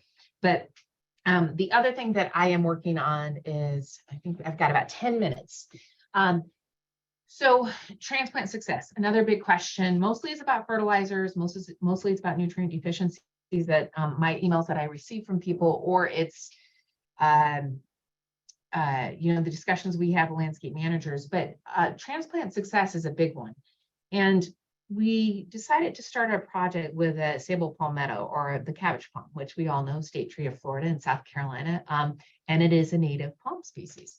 So we see them being planted all over the state, which is good, since they are a native species, but they are susceptible to LB, palmetto weevils, and Ganoderma. But they're harvested from the wild, and if you've never seen that, it's fascinating. But here's your Griffin Tree Farms. They were kind enough to allow us to not only work on their farm, but provide us 20 trees.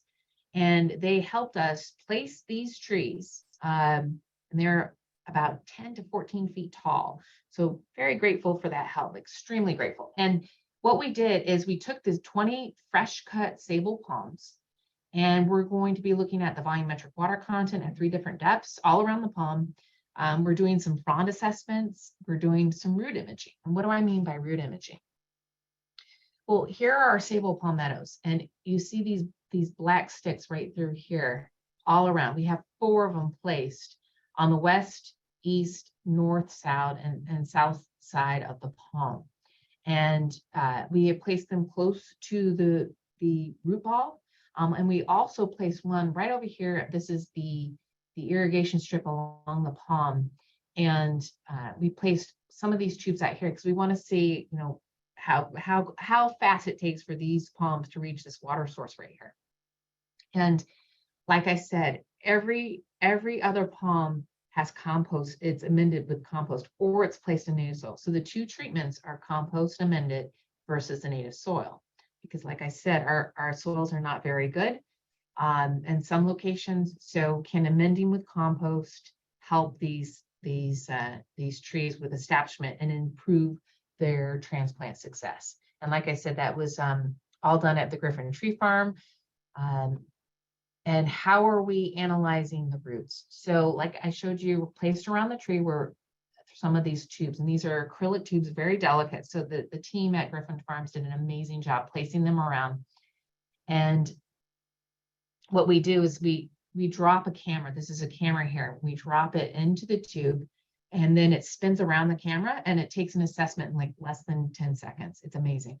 And we pull that out and we move on to the next one. And so we're doing this every 2 weeks. And less than 2 months after our trial initiation, which was on June 23rd, we have roots. Here's your native soil, and look at that soil. It's filled with sand and organic matter. And then of course we have the compost amended native soil, and we already have roots growing through here. But again, this is early, and we're starting to see some changes in the roots. But that is something where we could give you a more definitive question on what happens to those roots in situ, instead of having to pull the trees out and do rooting assessments on trees that have basically been pulled out of their natural situation. It's all in there.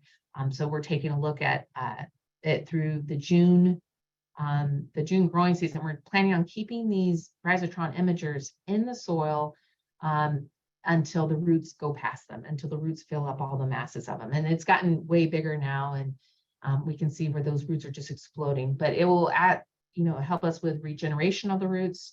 Are the roots moving more towards the water? Are they moving, on the other side of the tree? And answer some of these questions.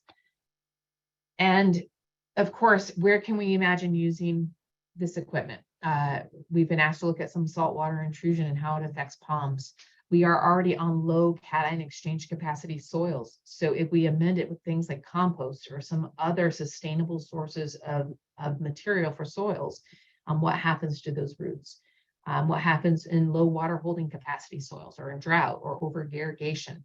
And we do have the tools and the equipment to look at things like that, and how palms are affected by these edaphic and environmental conditions.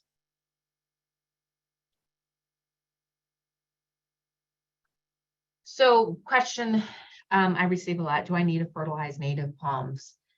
Lots of debate on this one. I've read the literature.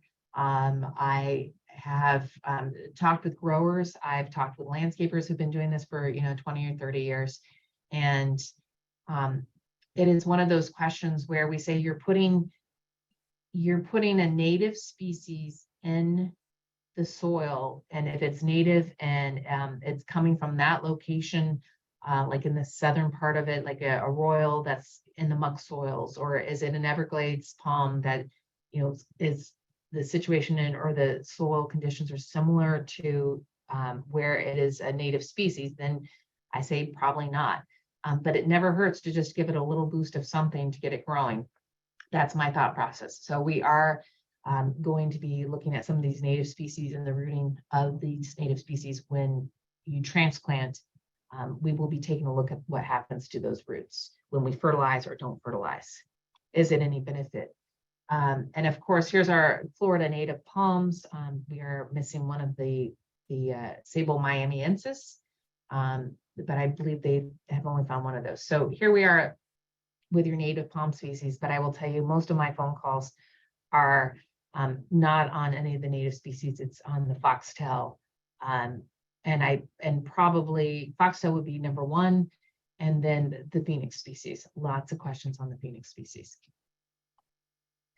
And we went over a majority of what those questions were. So like I said, we work here at the Fort Lauderdale Research and Education Center. We are putting in a palm walk in collaboration with Montgomery Botanical Garden down in Miami. We are hoping that this will be like a working garden for the end users, and kind of fill you in on what we're doing with fertilization studies and salinity studies, and what Brian and Brom are doing with their disease and their LB discussions.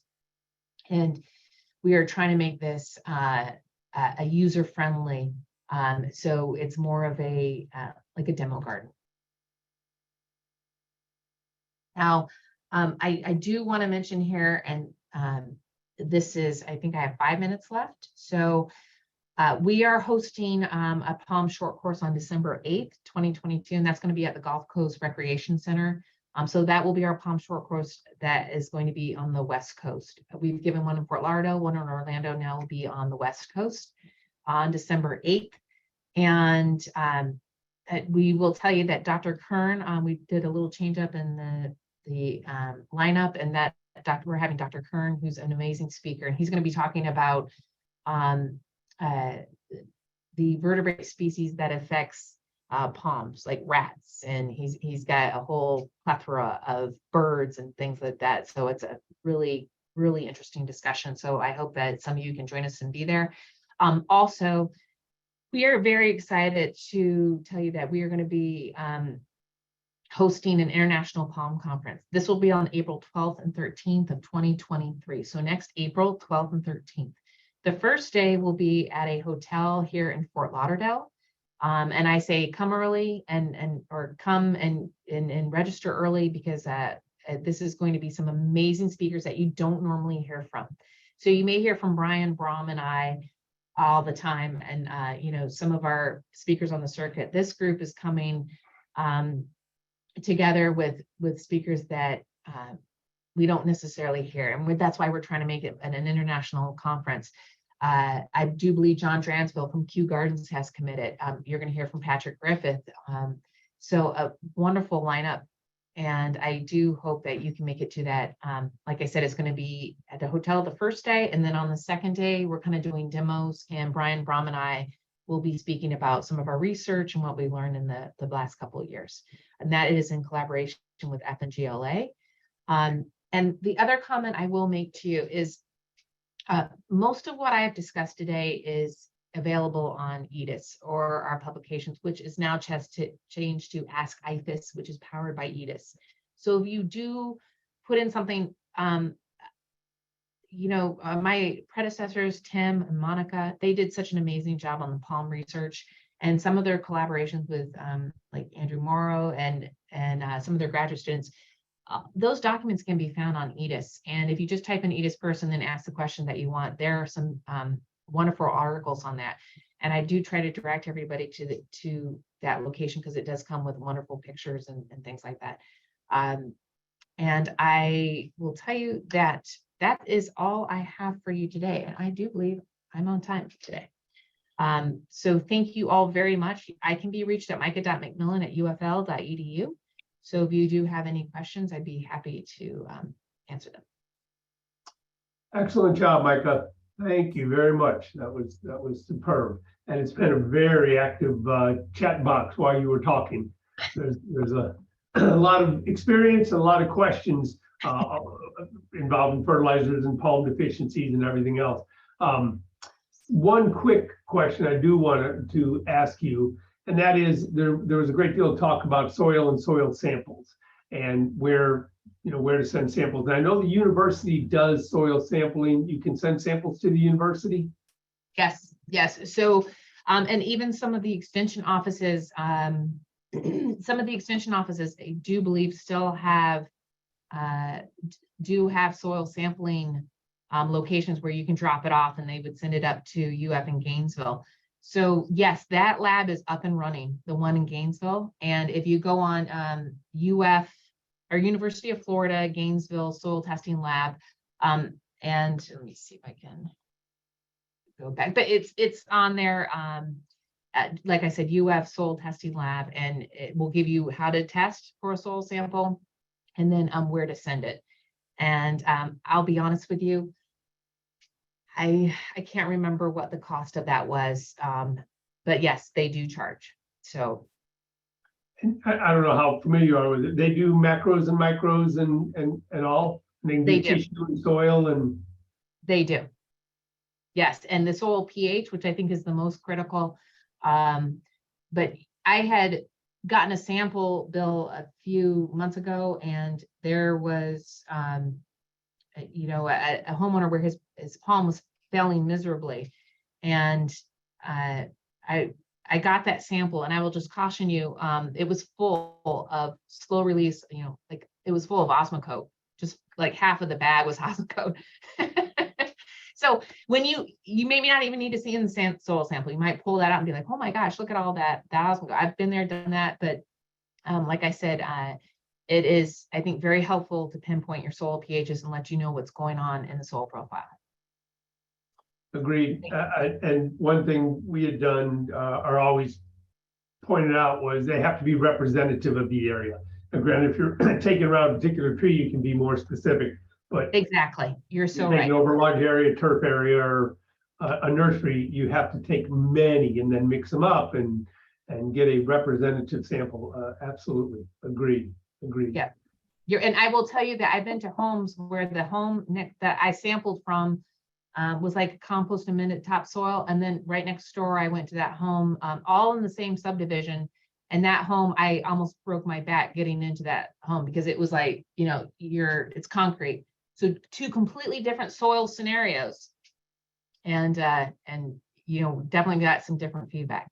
So well worth looking at. Well, again, Micah, thank you. We will also put your information on there, so you will be hearing from several of the attendees today who will be reaching out to you, I'm sure, because a lot of information was presented in the past hour, and we not only appreciate it, but a lot of people want to be able to follow up on it. So really, thank you. Thank you guys so much. Have a great day. All right, you too. Bye, guys.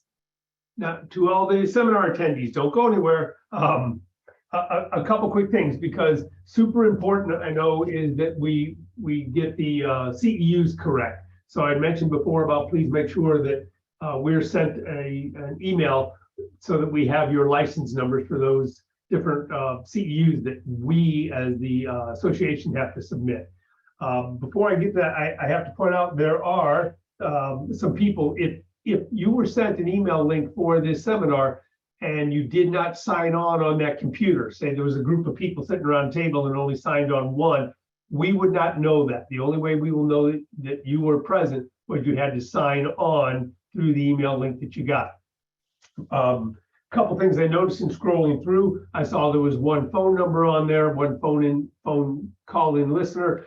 It's a good thing I happen to recognize that phone number, so I won't rat Peggy out, but we solved that one. A couple of the others are on there. Eric Power, we know and love. Eric showed up twice, so some of the people with Eric need to make sure that we get their individual names, who they were. So Eric was on twice. Andre Alvarez also on twice. Joshua Bott, but I think Joshua, that's because you couldn't find the link and we sent you one. Manny Sanchez and Wade. Wade, your name is up there a couple times. So we just want to make sure that everybody that's there today not only heard a great presentation, not only received the education, but if indeed you need these CEUs for license that we're able to get them to you. And after the fact, it gets very difficult if in a week or so you say, hey, I was at your great seminar, but I didn't receive my CEUs. It gets to be quite cumbersome. So please, what we've done, and Kevin, you help me with this, is our IT specialist has created an email address, Set it up in the chat. which is put up in the chat.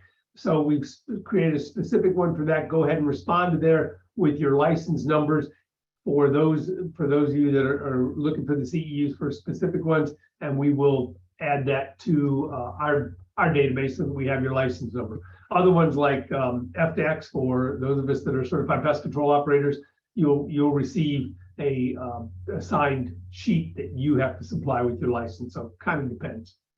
But To that end, if you need that one, instead of sending a number, perhaps send a request for that FDAX sheet.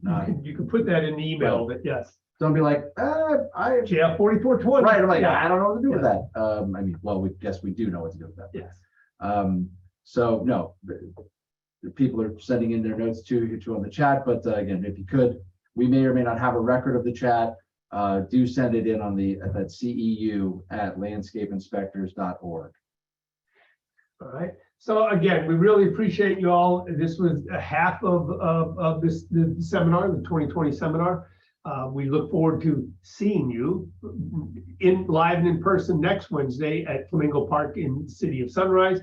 And we're also looking for, COVID and everything else aside, next year to having this live and in person. That is our goal. We really miss seeing people and being around the people. And in scrolling through, I hope some of you got to look at the names of the people that are here. What a great list of people, of green industry professional people. The speakers were high quality. I got to tell you, so are the attendees. I'm so glad you all attended. Thank you. We look forward to seeing you next week. You know how to find us. Any questions, please reach out to us. And I think look at that, 12:05. We're done close on time. Have a great day, all. We will see you next week.